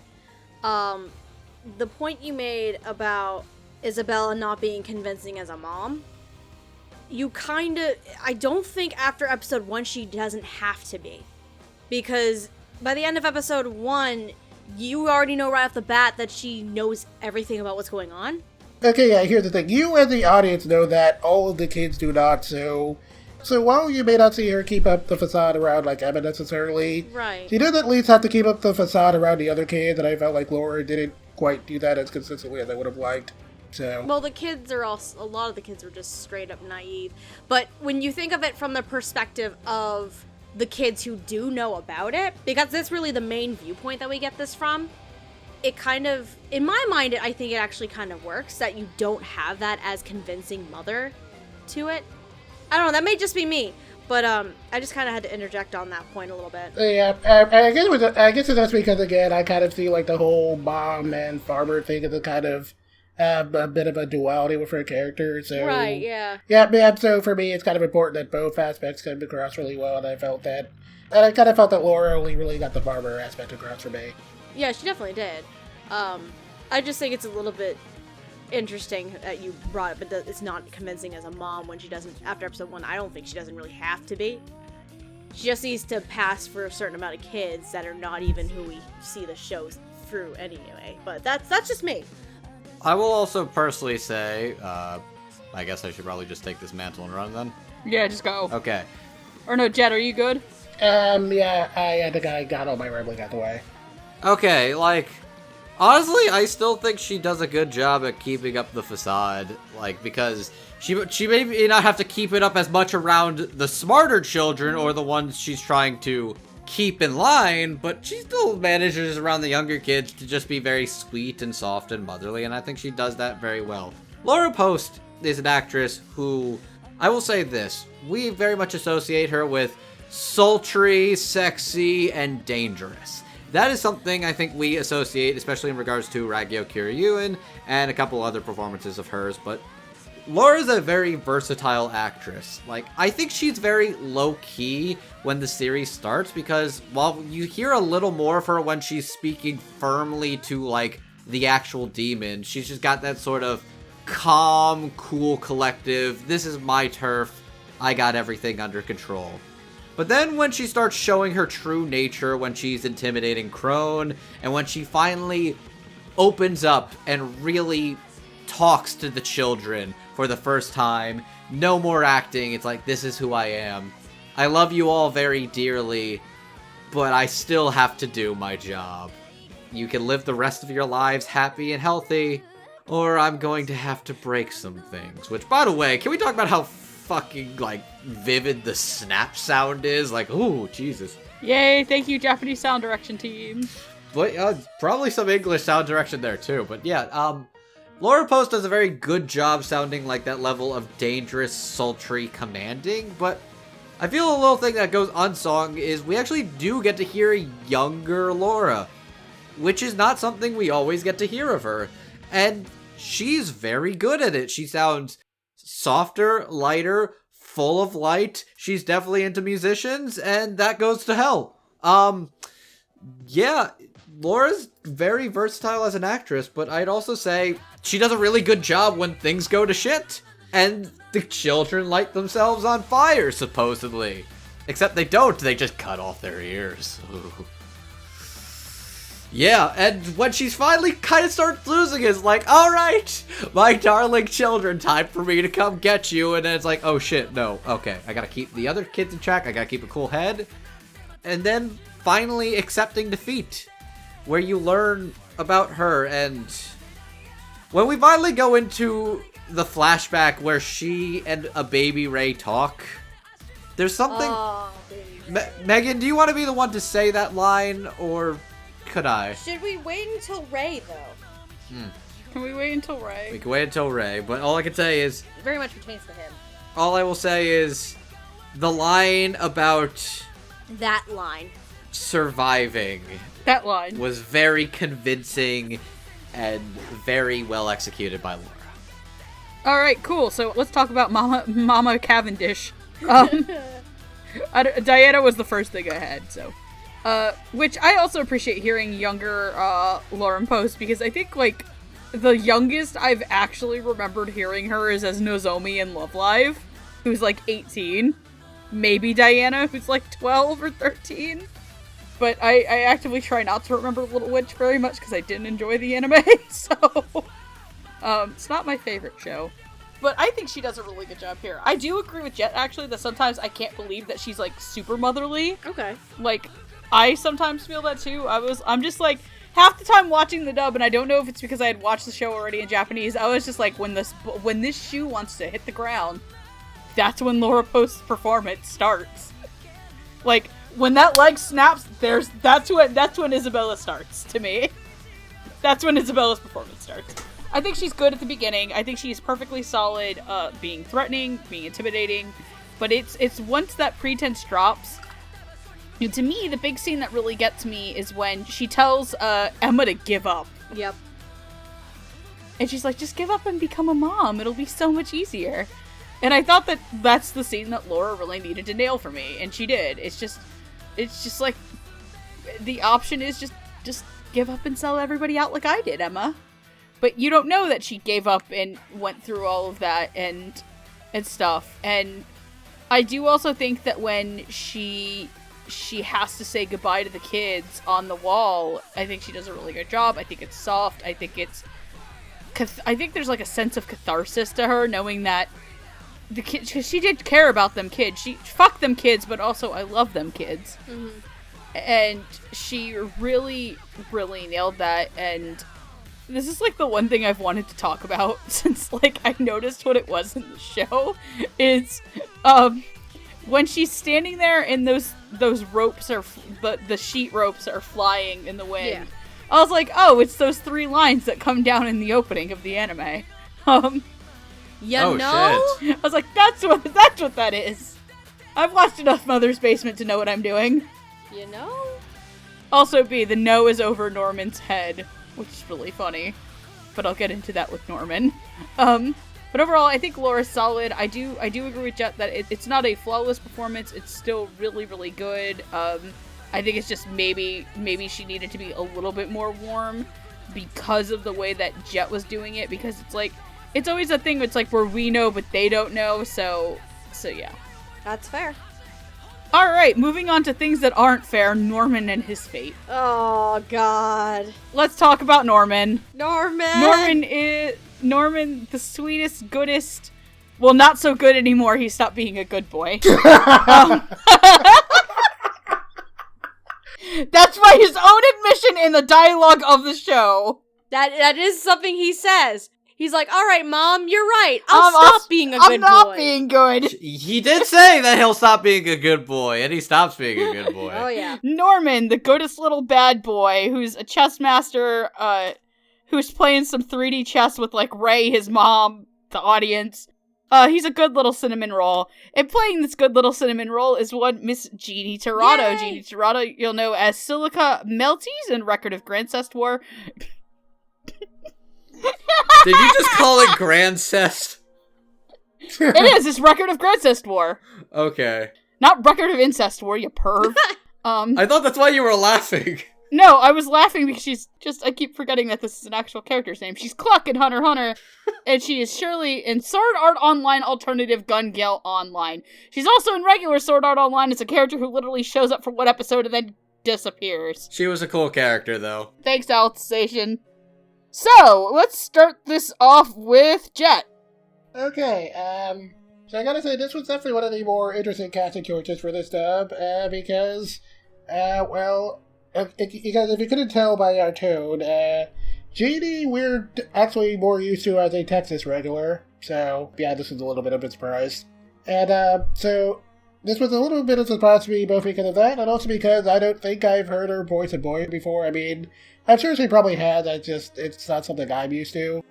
So since I wasn't really too used to her in this kind of role, I was kind of thrown off maybe a little bit in the beginning, where Norman sounded maybe like a little more feminine than what I was expecting the character to sound like. But the performance definitely more than balanced that out, so I don't have like any real complaints on that end. Of the main trio, Norman is definitely like the most level-headed, at least on the surface. And Gina gives him, a very calm and gentle tone, while, also making it sound like the gears in his head are constantly turning.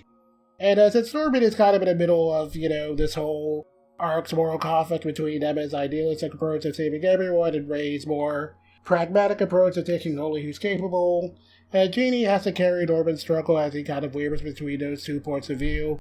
And I thought she handled that really well. I also just liked how well she really played off of Ray and Emma's actresses in general, since, and there's a pretty good chemistry between their performances that it helped in making the trio's friendship feel a little more authentic. Of course, I definitely see that Gina's standout moment was definitely when Norman comes back from the bridge and kind of confesses his whole master plan to sacrifice himself.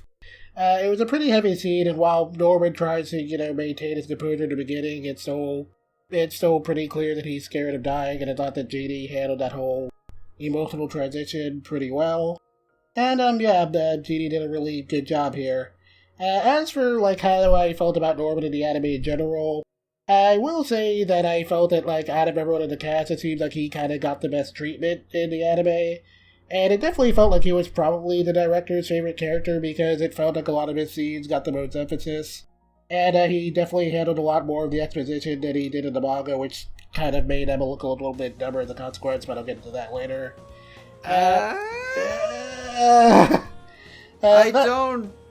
Okay, more on that later. Yeah, more on that later.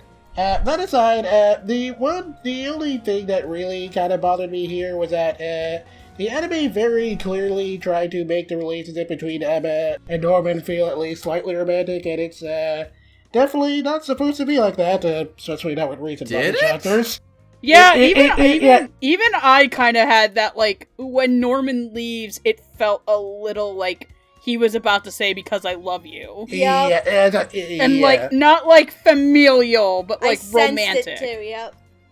A little, Anyway, so going back into that, yes, Norman definitely has a crush on Emma, but while that's at least part of why he chooses to support her over Ray, his main motivation is kind of supposed to be that he actually admires how selfless Emma is and that he explicitly wants to be more like her.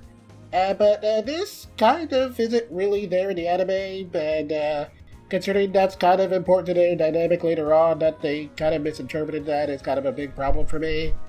But anyway, none of that has anything to do with Gina's performance for now at least, and on the whole, I thought she did a very solid job. I'm done. Okay, so, Gina Dorado as Norman is a very interesting casting decision. Gina Dorado is definitely no stranger to this podcast. We've been covering her since her, early debut or really getting started at Funimation Entertainment. I believe she had moved to California at least a little over a year ago now. And she is now a dual citizen of Texas and California. And she's been popping up in stuff. This is probably the first big role we've talked about since she moved to California. Okay, to be fair, she was one of the leads in Grancest War, which came out I think on DVD before this happened. Okay, she's one of the first big leads that we've talked about on the show. Okay.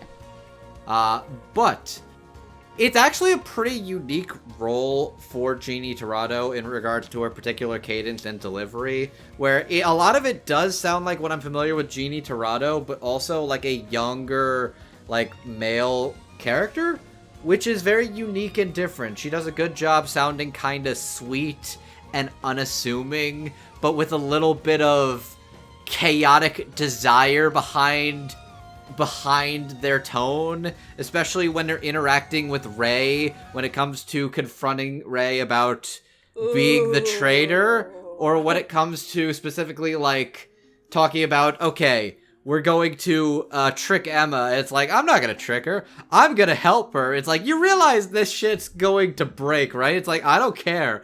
I want to be there. This is gonna be great. I want to see this with my own eyes. I want to be there. I've got front row seats. This is mine to enjoy.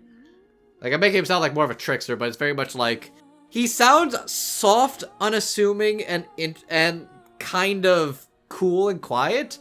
But I think where Norman shines is when he kind of breaks the facade, both when he's more afraid, when he's more scared, or when he's more determined and ready to destroy the world.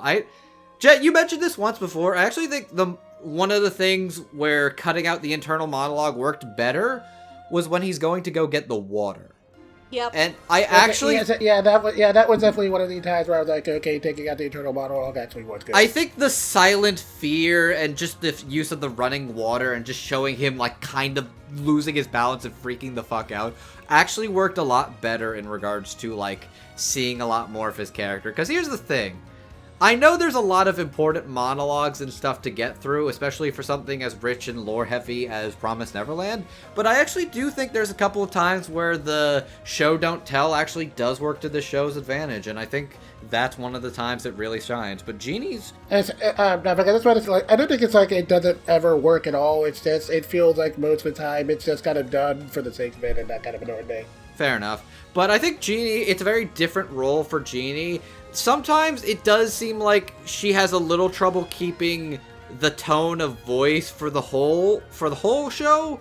Maybe because I'm a little more familiar with how, like, Jeannie's natural voice sounds, I can kind of tell a little bit when it breaks, but it never really sounds like too distracting or jarring for me to really take me out of it. But I think she does a good job adding a lot of complexity and real layers to Norman, who's already pretty interesting and developed as a character. And I enjoyed her performance a lot. Steph. So this is really the first big role that I've heard Jeannie in since she moved to LA. I know nothing about Grand Crest Warp. You can watch it on Netflix now. Good to know. I might not ever get to it because that's how my life works. Norman actually originally was my favorite character in the manga in this series. That's not the case anymore. We have a different character I gotta talk about, my other son. Jet knows. Jet knows. I too love Sasuke Uchiha. Oh no, I thought you were going to mention another character who shows up much later, probably in the second season. I'm trying to think who that would be. Anyway, but going back to Jeannie as Norman. Norman definitely is... He has this calm, cool, collected manner about him. What was it? Sister Krona mentioned the weaknesses of each of the three kids before. Emma was her naivete. Ray was that he gave up too easily. What the frick was Norman? Norman's too frail. That's what it is. Norman is very frail. He was very sick as a child. We got a mini flashback of a time he got a cold, for God's sake, and it was the most adorable thing in the world. Oh my god, baby Emma. I love her so fucking much. Must protect baby Emma. No, protect baby Ray. This book says that idiots don't get sick. Sick. I love Ray. But anyway, yeah, Norman is definitely a calm, cool, and collected personality, and Jeannie definitely portrays that rather well as Norman, among the three main leads, has very, very high intelligence. Ray is probably the closest to his equal, but I feel like Norman is a heck of a lot smarter than he is. And there's also, again, seeing as how Norman is one of the major characters that is voiced by a female actress, the tone of voice that Jeannie does give him is not that feminine. I can believe that he is a prepubescent boy.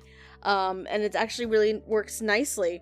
But to her credit, and also to Ray's credit, Andrew brought up the scene, I believe, between Norman and Ray, where we find out Ray's the traitor. That scene was great. For Jeannie and Ray's voice actors as well, who we'll get to in a minute. But definitely for Jeannie, I've never heard her as a voice of boy before. This is a first for me too. And while I don't have really a ton to say for Norman, because Norman is a very interesting character in that I don't have a lot of criticisms. I also don't have a lot to really say or talk about, because Norman is one of the more unassuming characters to me, which is very weird to say, but it was a solid performance. I just don't have a lot really to say outside of the calm, cool, collected, and very intelligent personality that Norman has, honestly. It's not a standout to me, I guess is what I'm trying to say. It's a very solid performance, but it's not a standout to the point where it's extremely memorable.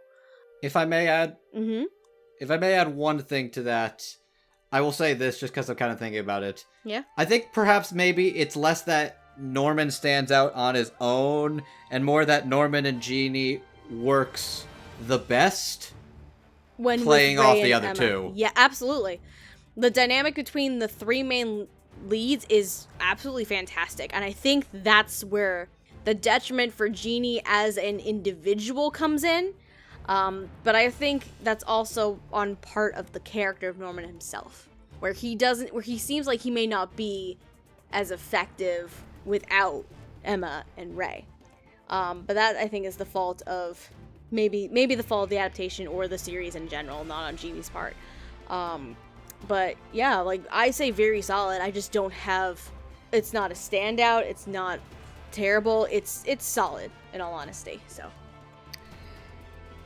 So, I also think that Genie does a really solid job, but I would say of the three main children, she is by far my weakest of the three. This is not to say this is a bad performance. Whenever I say weak, means I'm comparing against the other three main children characters, and there are times that sometimes it does sound like Norman is voiced by a woman, and Norman sounds like has a more feminine voice where maybe, it wasn't as feminine in the Japanese. It kind of was. It was Mayuchita's first time voicing a little more too, so, Okay, so it was both their first times. Was it seriously her first time voicing a boy? yeah. Compared to Ray's, who, we'll get to them in a minute. We'll get to them in a little bit. I think that Genie does a really good job when she is bouncing off of Ray and Emma's actresses.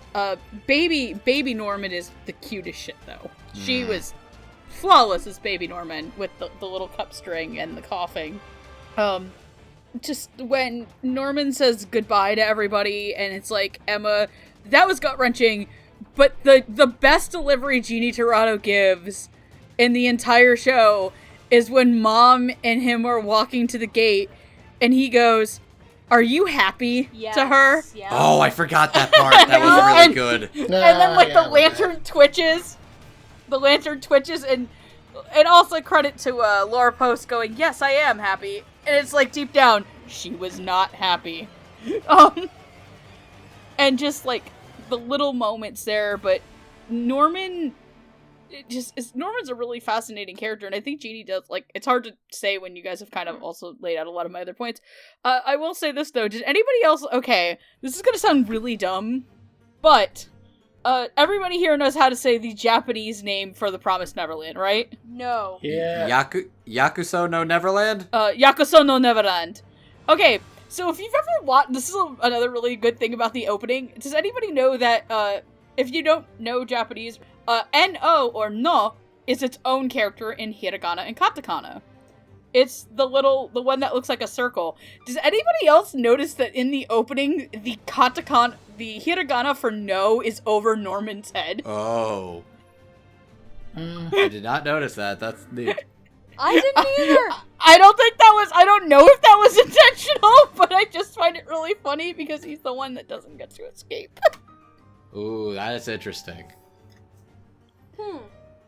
Interesting. Yeah. That is very interesting. I didn't know. I mean, I know there definitely is a, little thing in the manga where the logo has, 3 leaves in it representing the main trio, and then after Norman leaves, the logo gets slightly altered a bit, so... Oh, does one of the leaves fall when he leaves? Yeah, I think so. At least with the Japanese version. I never noticed that! It's like in Saranzamnai, if you watch the ending after a certain port in Saranzamnai, there's only 2 shadows. Oh, I love that shit. I live for this shit! Ah! Yeah. No, so I do think Genie is very solid. I would say of the 3 main kids, though, she's probably my weakest one. Again, not bad, but also, she's not the best. So let's get on to who I actually think is the best. My son! Yeah. Let's talk about Sasuke Uchiha, I mean Ray. Shut up, he's my son. I just want to piss off Jet. Don't worry, I also adore Ray. Ray is my precious little edgelord. Ray is my favorite He's child. precious little edgelord. He's my son, and I love the him. The book says edgelords are your favorite. He's trying to be really cool, standoffish, and he's trying to be the soul sacrifice, but Emma's like, no, shut up, you matter, come with us, loser. I mean, sometimes when Ray wants to feel something, anything, he burns the entire house down to his fingers. God. Ray likes to light it up for fun. Megan! I'm burning with anticipation to talk about who plays Ray, and that is Laura Stahl. Laura Stahl, you'll know as Leonardo Brazzarti Hathaway in Fate Extra Last Encore, Girahid in 7 Deadly Sins Revival of the Commandments, and he who has the stand, I've got big balls, Hayato Kirigiri in JoJo's Bizarre Adventure, Diamond is Unbreakable. You want to talk actual MVPs? Hayato Kawajiri is, honest to God, the MVP of Part 4. Hayato Kawajiri could beat Jiren. He could. God. Man, You can literally say X can beat Jiren, and it will never not be funny. My mom could beat Jiren. I believe it.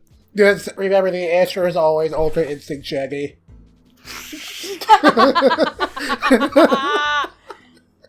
I was about to say Nyunko Big can beat Gina. Like Zoink Scoob, I'm faster than time and space! Like Zoink Scoop, Gracefield House is on fire! God damn Oh it. no, the meat's burning! So, Ultra Instinct Shaggy, I mean Andrew, why don't you go first? Oh, good lord. Okay, that's fair. Ultra Horn Stink Andrew. Okay, so, this is a strong dub with a lot of exceptional performances, individual standout performances, some new, some veteran performances, some people having their debuts, some people who have been around for a while. I say this with no hyperbole that, Laura Stahl is the best performance in this dub.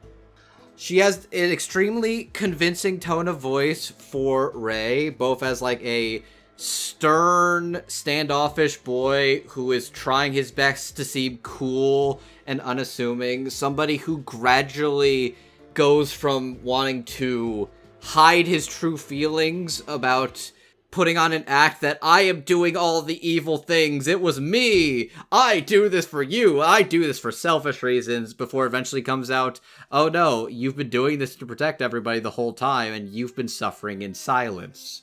Before coming to the revelation of the master plan was he was going to light himself on fire when he was fully ripe to truly get back at them, before Emma's like, no, shut up, you're coming with me.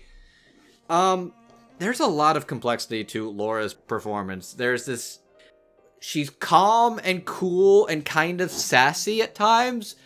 During the big reveal, she plays the part of an evil double agent really well, that exasperated evil tone of voice.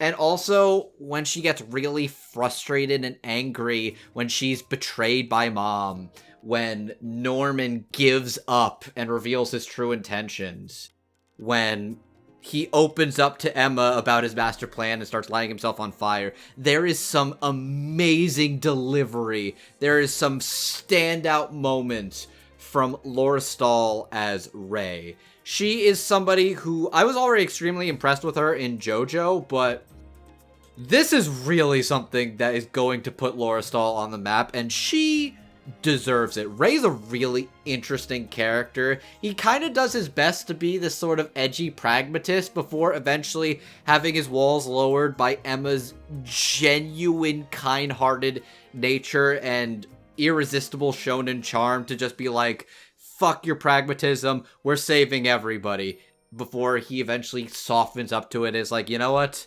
You got me. I will do this. I will come along and I will survive and live with you guys. And it's a great moment. And Rei's a really unique character. I love him. He's a very good boy. And Laura Stahl is, yeah, hands down the best performance in this dub, bar none to me. Steph. You're gonna let me talk about my son? Yes. My actual son? Talk about your son. You're now legally obligated to name your firstborn child Rei. Well, shit. So, I think I said before, Norman was my favorite character of the series. But after this performance, it's Rei. Hands down. Because, oh my god. Laura does phenomenal. I had no familiarity with Laura, and then I realized that she's in 7 Deadly Sins. Because I saw that credit, I'm like, what is that character again? And I recognized it finally. But even then, Laura is very convincing as a boy, first of all. But Laura as Rei is very underrated. You don't think it's going to be as good as you realize it is. Again, going back to that intensity of episode 5 with between Laura and Gina, when we find out that Rei is the traitor. Like, Rei is so goddamn devious. He may be an edgelord, but he is very devious, because he's known something has been wrong with his life since before he was fucking born. There's a lot of suspension of disbelief you have to go into shonen, but that was one that was like, okay. So the big thing is there's this thing called infantile amnesia that gets brought up in the show. Rei does not have that. Ray remembers fragments throughout his entirety of his life, including being in the womb. Which, by the way, his mom, though.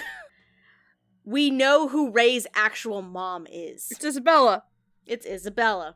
Because I think I mentioned this before when when I was talking about Isabella, that Laura got to hum the lullaby. Laura Stahl also did too. And that's how we find out, holy shit, you are actually Isabella's child. Which I think that whole encounter was very powerful. And I think Andrew was the one who brought up, or Megan was, the line that Ray gives before Isabella answers, "Mom, why did you give birth to me?"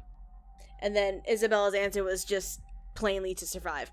That encounter was just, it was so gut-wrenching for both Lauras. But Ray may be an edgelord, but the key part with him is he's basically playing this whole facade through the entirety of his life, where he's helping to get the rest of these kids out, especially Emma and Norman.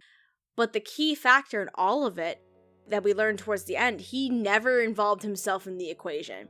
He always saw himself as never escaping and actually dying in the house.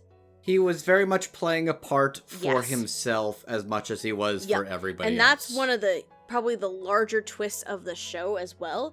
And to hide something like that until basically the climax of the entire show, kudos to Laura, because she hid that very, very well.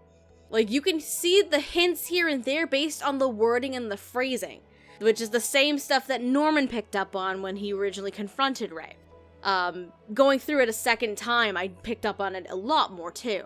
And being able to hide this big thing that Ray does not want to escape and wants to fucking die, that's a huge thing to hide. And Laura hid it very, very well, so kudos to her for that. But yeah, Ray has a lot going on with him. And then also when Norman leaves, and Ray's so defeated. He's just, like, so depressed. I think that's where the huge edgelordness comes in. He's just, like, sulking in the library, just hanging out on the top floor, and he's just like, you're not seeing me, but it's one of those things where he's just, like, sitting there, arms flopped on the floor and shit like that. Like, I really love Ray as a character. There's a lot going on with this character. I'm very excited now that Emma's like, shit, Emma's just like, fuck you, you're coming with us. Don't be an idiot anymore. And he's getting dragged on to this fun little escape adventure that they're on.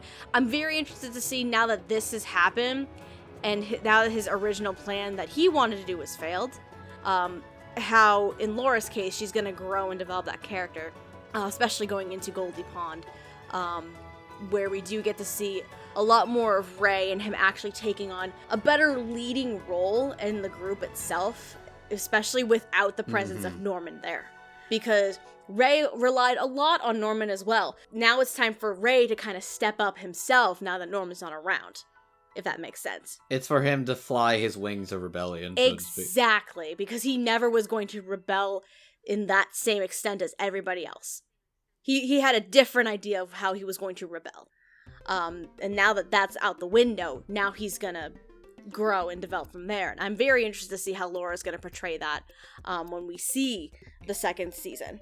He was not going to be a bird that flew. Yep. He was going to be a bird served for dinner, so he figured he might as well be charred and overcooked. Until Emma was like, fuck you. Sorry, Ray is my son. Ray is very good. Laura is fantastic. Laura is my favorite performance of the show. I'm done. Okay, cool. I'll go next. So before I start, I would just like to say, I am thou, thou art I. Thou has acquired a new bow. God damn you. With the awakening of the flame person. God damn you. You've never even played P5! But I've seen P4 and P5. You shut your whore mouth. Ooh, which arcana would he be? The sun? Yes. Duh. Fuck you. No, I'm trying Just to think because you are right does not mean you are correct. Actually, no. Ray would probably be the moon. Or the hanged man. Ooh, dark. And I'm trying to think of what arcana personalities are actually supposed to be like, and I'm really trying to think of where he'd fit. I have a tarot card deck I'll bring to AFES, but it's all fate related. I have an actual tarot card deck too. Okay, I mean, I think strength, maybe? Yeah, probably strength. We'll talk, but this is not the time for this. So let's talk about how Laura Stahl was the best actress in the show. I absolutely fucking love Laura Stahl's performance. I did get a couple of Hayato vibes, but it wasn't a carbon copy of Hayato, which was very well welcomed because I fucking love Laura Stahl as Hayato. If I could give Laura Stahl a dubby for Hayato, I fucking would. I can't. She nails every aspect of being a young boy. She plays just that fucking speech where Ray's gonna light it up like a Christmas tree? Light it up like, it's not Carly Minogue, whatever her name is. He's gonna let it burn, burn, burn. He's gonna burn, baby, burn, Disco Inferno. Just the whole speech there, the speech where, he reveals he's the traitor.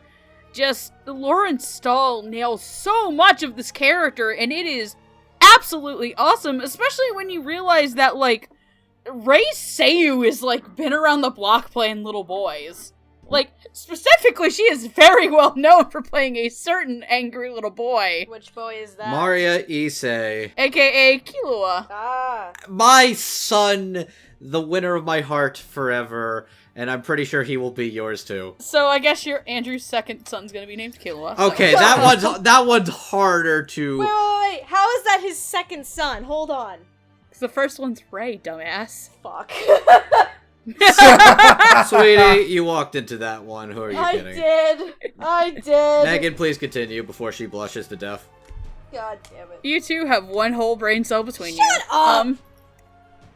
So, it's just so fucking good. It is chilling when it needs to be, especially, like, okay, so we all talk about the part where Ray sets himself on fire, but the part in the episode before it, he goes, "So, have you given up yet to Emma?" Yes! It's so fucking good! Yeah, you haven't actually given up, have you? And of course, this book says idiots can't get sick. I know, that was the greatest. And I like that Laura was able to differentiate her voices. So, just,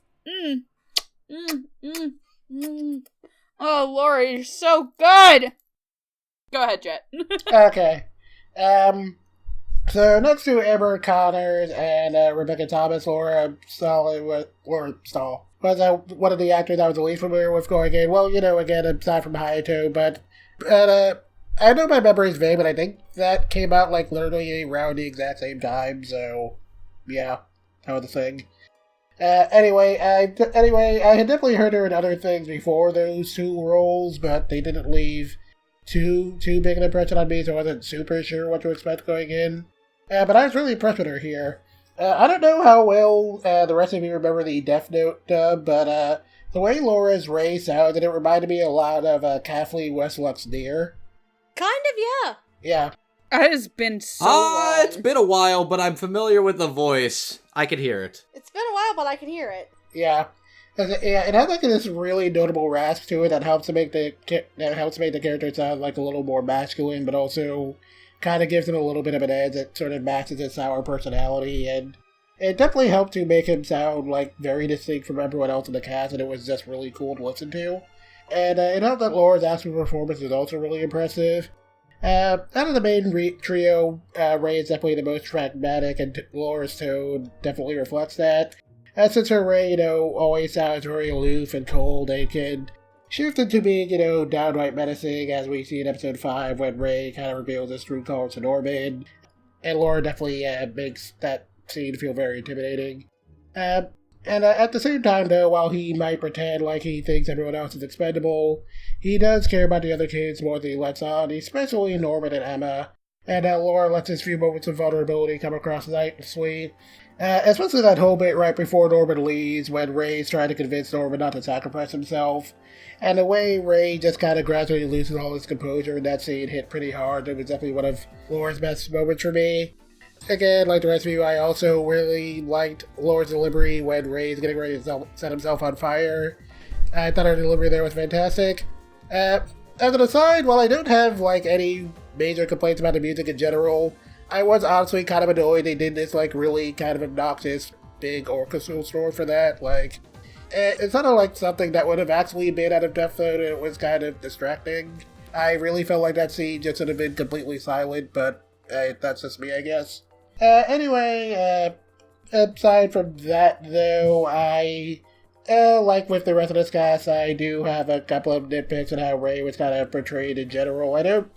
I think his character was handled pretty well in comparison to the manga, but again, the anime choosing to cut out a lot of character monologues means we didn't really get to see a lot of Ray's emotions as much. And while it doesn't necessarily hurt the story all that much, it does kind of make Ray's progression from, spending his whole life believing that there's no way to fight against the farm system to kind of realizing he can pursue a happy future with his family feel slightly less emotional. It's kind of a shame because there was this one really good monologue right as he's carrying Jemima over the bridge. And it really got to me, and it was the moment that kind of made me fall in love with the manga, and I'm kind of really sad the anime just took that out entirely. And I also kind of really wasn't too big on them taking out all the flashbacks to his childhood and just doing it purely through the characters talking. I know the anime did that because it would kind of break the more quote-unquote realistic aesthetic they were going for, but that was pretty important world-building stuff. And so it was kind of annoying they took that out. But all those nitpicks aside, even in spite of not getting to maybe stretch her emotional range as much as I would have preferred, I still thought Laura did a really fantastic job here. And while she was one of the actors I was kind of the least sure of going into the dub, she ended up turning in my favorite performance, and she was definitely the absolute standout here. And and just as an aside of Ray in general, I know I've talked before about this being whether or not this is a mystery thriller. If this was a mystery thriller, Ray would definitely be the protagonist, because Ray is definitely the kind of character who would be the protagonist in that sort of show. He kind of would be, yeah. Yeah, which leads us into our actual protagonist here. Let's talk about Emma, the actual ray of sunshine, the hope for the future. Let's just get into it. Emma is played by our writer, Erica Mendez. Erica Mendez you'll know as Louisa May Alcott in Bungo Stray Dogs, Gon in Hunter x Hunter, and Nico Yazawa in Love Live. Let's go ahead, Andrew, kick us off. Okay. You also have the Nico Ni. Oh, Jesus. I do it for you, fellow viewers. Nico ni. Oh my god, babe, never again. Okay, Andrew, if you ever do that again, I'm going to have to give you the Nico ni. I'm pretty sure Brendan Williams has copyrighted that at this point. Anyways, so. Oh, he's not the only one doing it. So let's be real here. Erica Mendez at this point is no stranger to anime or anime dubs in the past several years. She is somebody I think we kind of take a little bit for granted because at this point we've gotten very acquainted with her broad range and scope of characters. She's played all from little tomboys, young teenage girls, more stoic girls, rough, tough, badass girls. The works. She's done the works. She's been around. She's very capable. And yeah, she does an exceptional job as Emma. Emma, who is a bright ray of sunshine, hope, and perseverance in the face of... What am I going with this?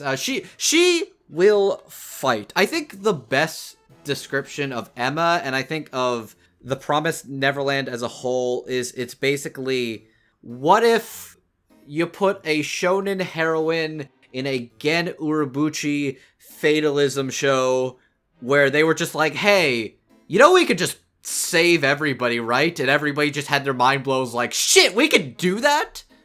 And that's very much what Emma is. She is hopeful, she believes in others, but she is not naive. Okay, she's naive a little bit, but she is not dumb. She is not ignorant. She is smart. She is calculating. She has moments of vulnerability, but she also has moments where she shows that she is smart and willing to play the game, the long game. And I think Erica does a good job playing some of those moments where she has to show her true colors. I love that thing when she's interacting with Mom and she's just kind of like, I wonder where Connie went off to, where she lets the facade slip just a little bit, but she does a good job showing that energy, joy, charisma, that fear, and also those moments of pure defeat where she has to deal with the fact that, oh, her leg just broke. and oh, my family is going to get shipped out. How do I fight this? But also coming out on top, overall coming out stronger for it, not giving up, and fighting and doing her best to save everybody. I think that's the thing I like about her, is that this is not a show where everybody is going to die. This is a show about fighting the system.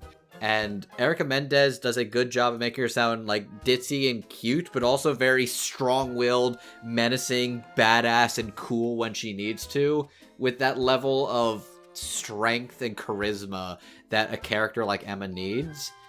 I know there's going to be some words said by a certain friend here about the way that she is portrayed, but I always felt that Emma was portrayed rather strong and charismatic, and I think I'll say this. Anybody who says Emma should not be the main character, y'all are weak and won't survive the winter. She is great. She leads this pack proudly, as she should. And Erica Mendez does a splendid job. Alright, Jet, before you start, you have to do it. Have to do what? Gotta give us your best Nico Nico He's Ni. gonna Nico knee you in the kneecaps if you do that. Please don't. I'm tired. Okay, fine. You have to do it at A-Fest for me. God! Ah. That's worse. Okay, so my feelings here are kind of all over the place, honestly, so I'm gonna preface, basically anything I say here by stating for the record that Erica Mendez is, pretty much one of my favorite voice actors, period. And, even when she's typecast, she usually delivers on a very good performance. I'm saying this because, when I was thinking of who I wanted to play Emma, there was a very strong part of me that was kind of hoping it wouldn't be Erica, necessarily. Again, not because I thought she would do a bad job, I think she'd do a very good job, but because it was a little too easy to imagine in my mind what it would sound like, and I kind of wanted to be surprised. Having listened to her actual performance, though, it both was and kind of wasn't what I was expecting, if that makes sense. Like, the voice she goes with for Emma is pretty similar to some of the other little girls he's played in the past, and while she never, necessarily sounds like she's putting it in or anything, it didn't deviate too far from what I expected of that kind of tone of voice. Having said that, the tone of voice itself was what kind of surprised me a little bit, because I kind of expected her Emma to maybe sound a little more tomboyish and, kind of closer to what her Goat or Aladdin sounded like. Instead, it sounded a lot more feminine than I thought it would, and just closer to a regular little girl. And it works pretty well for the most part. I definitely never had any trouble with her delivery or her performance. But it all kind of led into, my big problem with her portrayal of the anime in general. For me, Emma felt like less of a shonen hero here and more of a shonen heroine. And if you're confused with what I mean by that, I'll start by kind of going into Emma's character in general.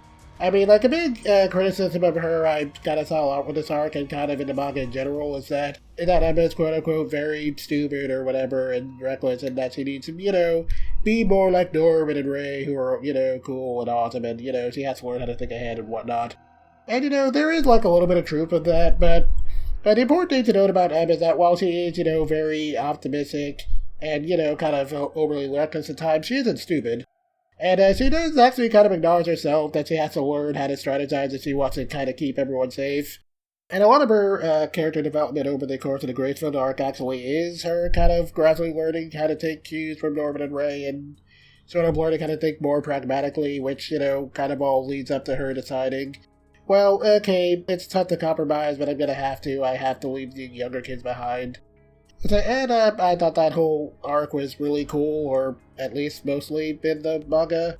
Since, again, the anime kind of insists on cutting out a lot of, characters, monologues, and whatnot, it means that we kind of missed out on seeing a lot of how Emma's thought process kind of develops over the course of the arc, so... And without seeing her thought process, it just kind of makes a lot of her actions look a little dumber without the full context of what she's thinking. And then just kind of on top of that, the anime just kind of changes her reactions to things a little bit to just kind of make her feel a little more vulnerable, and that kind of annoyed me a little bit. Again, none of this is, done in a way that would be super obvious. She isn't, trapped in a dungeon or anything. But it's just kind of done consistently enough that she felt a little less interesting than her manga counterpart to me. And it's just kind of a shame because I just really like the idea of a Shonen Jump story that had a female protagonist. I thought that was a really cool thing. And so Emma being downplayed even a little bit is just a thing that's kind of annoying to me. And it does kind of make me a little worried about how the parts of the story where Emma is the one you're definitely supposed to be paying attention to. But all that rambling aside, and again, I know that was a long rant, I thought Erica did a really good job here, and she definitely won me over in the end. Again, I'm really sorry for sounding so unprofessional on this one, but I kind of had to get that whole little rant out there, so I'll shut up now. No, it's fine.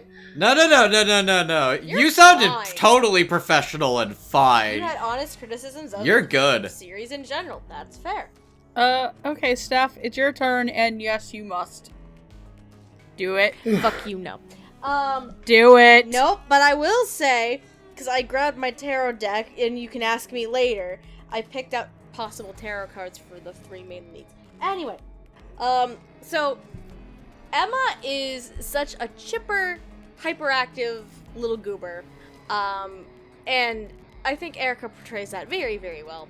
Emma, of course, though, has her little moments where she's not taking your bullshit. One such moment being after she finds out that Ray is actually the traitor. She, kind of grips his arm and is like, "You're not gonna ever do it again, right? Oh god, I love that part. You're not gonna ever do it again, right?" And she's, like, staring him down so intensely. And it was great. I think when I said earlier that many of the characters had some kind of peak moment in their performances, Dawn definitely had it. I think Norman had it. Jeannie, I think, had one with Norman. Ray definitely had one for Laura. Erica, not so much. Emma's character didn't really have a peak moment where I thought, that is Emma, in all honesty, in the performance. It doesn't mean that the performance is bad. Erica Mendes is fantastic. But I think part of the issue is, given the circumstances of this arc in and of itself, we didn't have a chance to see, at least in my opinion, we didn't have a chance to see Erica really give a lot of oomph to Emma. And I think that'll change for sure with the Goldie Pawn arc. Because again, like both Andrew and Jet were saying, that arc is where you definitely have to have your eyes on Emma. Like, you don't have a choice. And I think Erica will have a great chance to shine once we get to that section. But she's very chipper, she has a lot of spunk to her, she's very hopeful, but she does have her moments where she is a frightened, naive little girl. Because that's the weakness that Krona points out, that she is very, very naive. Oh, again, I promise you shut up, but, God.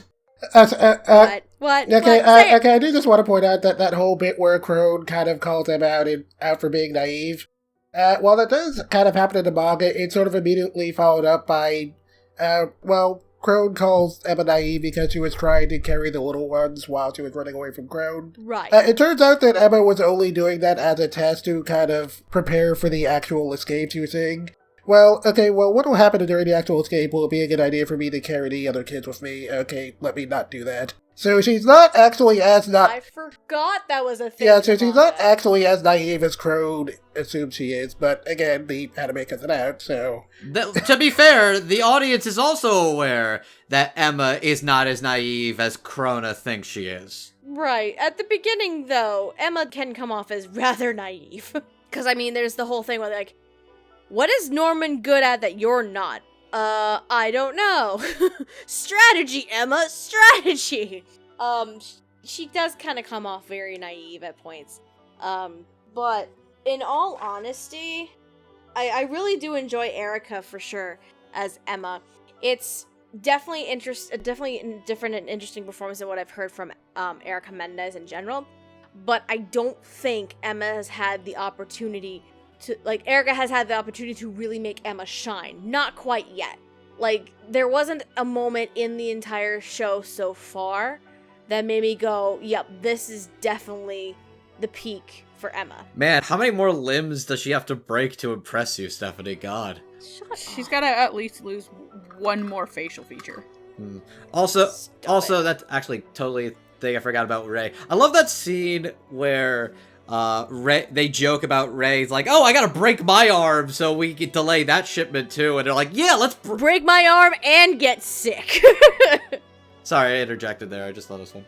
Anyway, But yeah, it's a solid performance, but at least to me, as weird as it is, I haven't seen that moment from Erica's performance as Emma that really just is like, okay, this is that moment for me. It's probably weird considering some of the shit that Emma has to deal with, but that's how I at least feel about it. Cool. I'll try to make this quick because we've all been here for forever. I first of all want to say that one of my favorite things that they do for official art of Emma is that if she has to wear earrings because of another character wears earrings, she'll wear them both on one ear. There's actually official art of her dressed as Tanjiro from Demon Slayer, where she's got Tanjiro's earrings, but they're both on one ear. I really like that detail. That is still my favorite thing about people drawing Emma. Is what they make sure to draw her with one ear. Erica Mendez is a solid Emma. She is not the choice. I actually thought that Erica Mendez, like, let's be real, my greatest fear going into the show is that Erica Mendez would be Norman and that Christina V would be Ray. Okay, I know you slipped up there, but I actually really would have liked to hear Erica Mendez as Norman. I kind of would have too. Like, I would have, like, part of me, like, is like, that would be really cool, but also part of me is like, please don't just make that Gon and Killua, because I think in Japan they're played by Gon and Killua.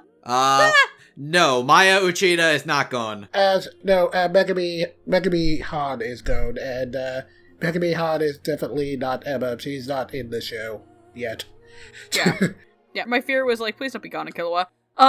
But trust me, even if it was, that wouldn't have been bad performances. I just would have had to talk about that differently. So I was actually really surprised that Erica Mendez was playing a little girl. Because the only time I actually remember Erica Mendez playing a young female character, like a childish female character, I tried to purge because it was Jack the Ripper. Hey, she was good in that. She was great as Jack the Ripper. I just hate that character. I hate the design. She's better with the cloak. Debatable. So I think Erica Mendez is solid. I think that she hits all of the notes that Emma needs to hit. I agree with Steph, though, that Emma hasn't really had that moment for me, because when Emma does have, like, the one moment I could really think of that Emma has, it's also done in silence. She doesn't say anything when she jumps off the wall. Yep. Or she just says goodbye, and it's not like a big speech like Norman or Ray had. She just kind of it's probably worth noting that whole scene with her and Isabella on the wall. That doesn't have. It's only in the anime, because in the manga, Isabella finds the aftermath. She never sees them. Yeah, she never actually sees them escape. Which, personally, I think that's an interesting twist. I think it was an interesting twist. I think it was an interesting idea. I just kind of didn't like how it was executed. I mean, it was just kind of weird to me that Isabella was literally just standing there. Yeah. Because it's like, because she didn't try to stop them. And she didn't go? Yeah, because she literally just broke her leg like 2 episodes ago. I do think that Erica Mendez screams when she gets her leg broken, and she kind of has some moments, but I think it's a solid performance. I really wouldn't change anything about it, but I want to see the stability in this performance, and then have it elevate when they go into Goldie Pond, knowing that there is a season 2 coming for this, and I'm pretty sure Oniplex will get it, and obviously dub it if season 1's anything, but it's Oniplex, and who fucking knows. With that being said, let's get to our final thoughts. Jet, go first! Damn it, why me? Go first, because you're going to take the longest! Alright. So, again, if you couldn't tell by all my rating here, I really like the Promised Neverland manga. It's pretty much my favorite thing running in Shonen Jump right now. Unfortunately, I don't quite feel the same way about the anime, and while again, it's kind of hard to perfectly sum up all my problems with that. I felt like the big thing here just kind of mostly came down to that the tone really felt like the anime staff really thought this was supposed to be a mystery thriller and wanted it to be ultra serious and stuff, so they kind of downplay a lot of the shonen elements of it. And again, the thing is that while the mystery stuff is kind of what helped to make Neverland a hit, it's also a lot of the quote-unquote really goofy shonen elements, like all the fantasy world building, and yes, all the excessive internal monologues that kind of help to work in contrast with all the super serious scenes of the story to kind of give the whole thing a lot of heart. And that heart wasn't quite there in the anime for me. Again, while I don't think the actual product here we ended up with is like objectively bad, it is a perfectly fine show. It is a perfectly fine show on its own, and I am kind of glad people liked it, and hopefully more people will check out the manga now. I couldn't help but kind of be annoyed and wonder what we could have gotten if it had fallen into the hands of people who did kind of get the material a little better. I mean, if I were being blunt and I were, like, introducing someone to the series and they asked me what to go with between the anime and the manga, I'd probably point them towards the manga first. But if you are going with the anime, it has a pretty solid dub, and I thought everyone here did a pretty good job. I'd say I'm looking forward to seeing how they handle the rest of the story, but I'm kind of mixed on how much I want a season 2 unless they change, like, most of the anime stuff, because again, the rest of the story is very, very different from this arc. I mean, although I am kind of curious to see if they'll get Shinichi Suwabe or Ray Chase for a certain character who comes up later. Oh, I think I know fuck, what Ray you're Chase talking would about. be good for that character. Oh, Anyways. yes, please. I know what you're talking about, but yes. I know what you're talking about, too. Yeah, I'm done. Andrew, go. Speed round. Lightning round. I'm also a big fan of the manga as itself. I may not feel like as passionately as Jet does about the particular adaptation. I accept that there are some changes and creative differences in regards to adapting the material. I think I personally stand, I'd rather an interesting adaptation of the series that has passion and character than something that is just kind of like a mediocre retelling of the manga. Like, I think what makes the anime still worth it to me is that while it may have a different thing to say, it may downplay some of the more, like, cool shonen elements to me. I think there's a lot of passion and care that goes into the animations of certain facial features and reactions. The score of this is absolutely gorgeous, and I can tell there is a true, like, passion and care that goes into the product of this, and I think it is still very interesting and has its own vision. I think some of that's going to have to change a little bit when it comes to a new season, but I think the anime does a very solid job overall. The dub is pretty spectacular. There's a couple little rough patches here and there, some nitpicks, but overall, the direction, the adaptative work, and a lot of the performances, with a particular standout in the form of Laura Stahl, who I think is definitely somebody to watch for sure. This is a very strong dub. Highly recommend this when this comes to streaming and or home video in a little bit, because most of us were going off of the Toonami broadcast, the DVRs, or the Adult Swim website. But yes, I highly recommend the show, and even more so recommend checking out the manga if you want to compare the two. Promised Neverland's a fantastic show and series that's worth your time and attention, and it's a big hit, and you should check it out. Who the fuck's playing Duel Links? What the fuck? Jen, are you playing Duel Links right now? I'm sorry. I'm sorry. God damn it, Jen, I love you. We're having a passionate heart-to-heart right now. We're having a passionate heart-to-heart about the complexities of this anime adaptation in regards to letting our hearts out. And you have to pull up Yu-Gi-Oh! Duel Links. Is that how you're treating us? Why the fuck Is not? that what I you would play think Duel of Links, us? Come on. I'm sorry. I'm sorry. Please let that stay in the final episode before. Let that stay. That's great. I'm so sorry. I'm too tired for this shit. Steph, please continue. I'm so sorry. Stephanie, go. Don't be. Don't be. That was fucking great. Great. Don't be, Jet. We love you. That was great. Yu-Gi-Oh! Duel Links. I summon Emma in attack position. Norman in defense mode. No, Norman's a trap card. Oh, you're right. Ooh. Go ahead, Steph. Anyway, so I've also become a rather big fan of this series. Thanks, Jet. Again, he's told me to read the manga a while ago. And I do really love this series as well. It's a very interesting premise and solid storytelling. The adaptation, of course, has its flaws.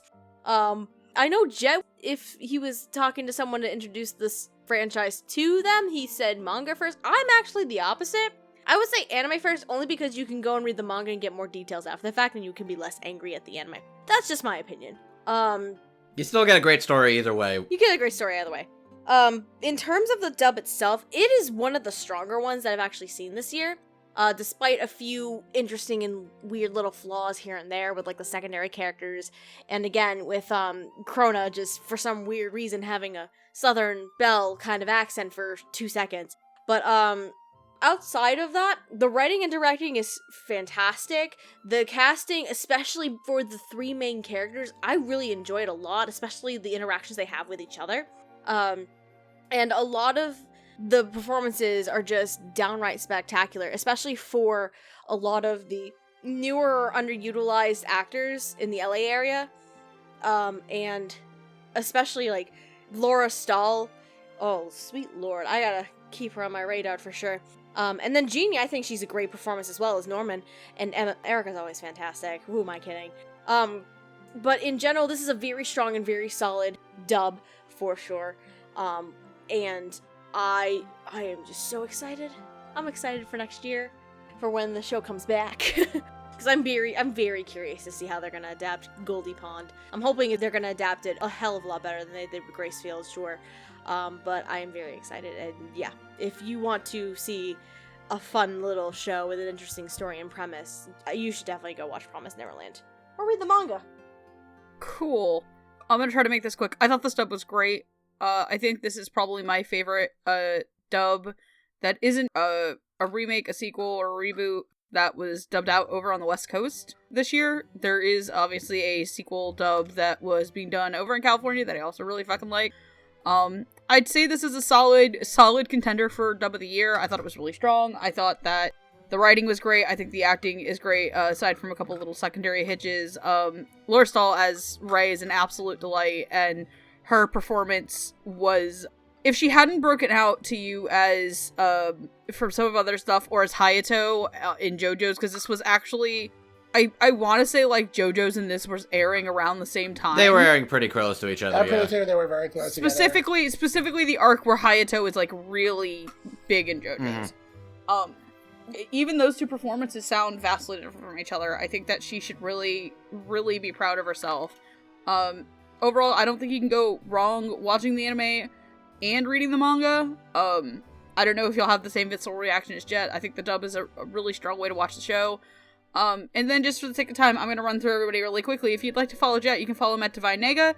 He also does reviews on his blog, Animation Infinity. I believe this season you were doing Astra Lost in Space and what other show? Oh, no, just Astra. I didn't write any reviews today because, I was prepared for this, so tomorrow, probably. Cool. Yeah. Jet, doing reviews for Astra Lost in Space. You can follow Andrew at MangaMan9000. He'll be known as Classy Spartan. You can watch both him and Jet over on Podcast O&A. With Alex and the gang. If you want to follow Steph, it's Lilac Anime Review spelled REVUE. She also has a blog that she very infrequently updates at Life and Times. lifeandtimes.otaku.wordpress.com. My name is Megan. You can follow me at Queeneer2. I shitpost. If you'd like to follow the Dub Talk Podcast, you can follow us at Dub Talk Podcast on Twitter, Tumblr, Twitch, Instagram, everywhere you can, Facebook, everywhere you can think of. If you'd like to support us on the regular, like we mentioned at the beginning of the episode, you can become a Patreon. If you're a $5 plague, we'll read out any name that you have put yourself as, like Nico Robin, but with yaoi hands. If you can't support us on the regular, but you like what we do and you'd like to support us as a one-time thing, we also do have a link where you can buy us a coffee down below. Oh, Christ. Promised Neverland. Where can people either see it? Probably not anymore right now. Right now, you could potentially, by the time this is up, the dub may still be on Adult Swim's website. If not, you can watch the subtitle version on Crunchyroll, Funimation, Hulu, and I believe High Dive. And the manga is available from Viz Media if you are interested in that. Yeah, and the manga is available from Viz Media, and if you have the Shonen Jump app, you can pay $2 a month to go through all of Shonen Jump's Vault, where the entirety of the manga from Chapter 1 to the current chapters as they are released weekly in Japan on Sundays, or sometime other than the week, depending on Japanese holidays. You can go ahead and read it on there, legally support the original creators. Also, I believe if you really want a great art Twitter to follow, please follow the artist on Twitter. Posuka Demizu, I think. Yes, Pomiska Deziku. She does a beautiful, amazing art. With that being said, we have finally ziplined our way. We are running through the woods. Say goodnight, you idiot children. Oh my god, good night. Night, everybody. We're free. I gotta say, this escape was pretty frickin' lit. Really? Good night. Really? Otaku on, God my damn it, friends. Andrew. Otaku on, my friends. Good night, everybody. Fire! God. I quit. So when did the saxophone show up?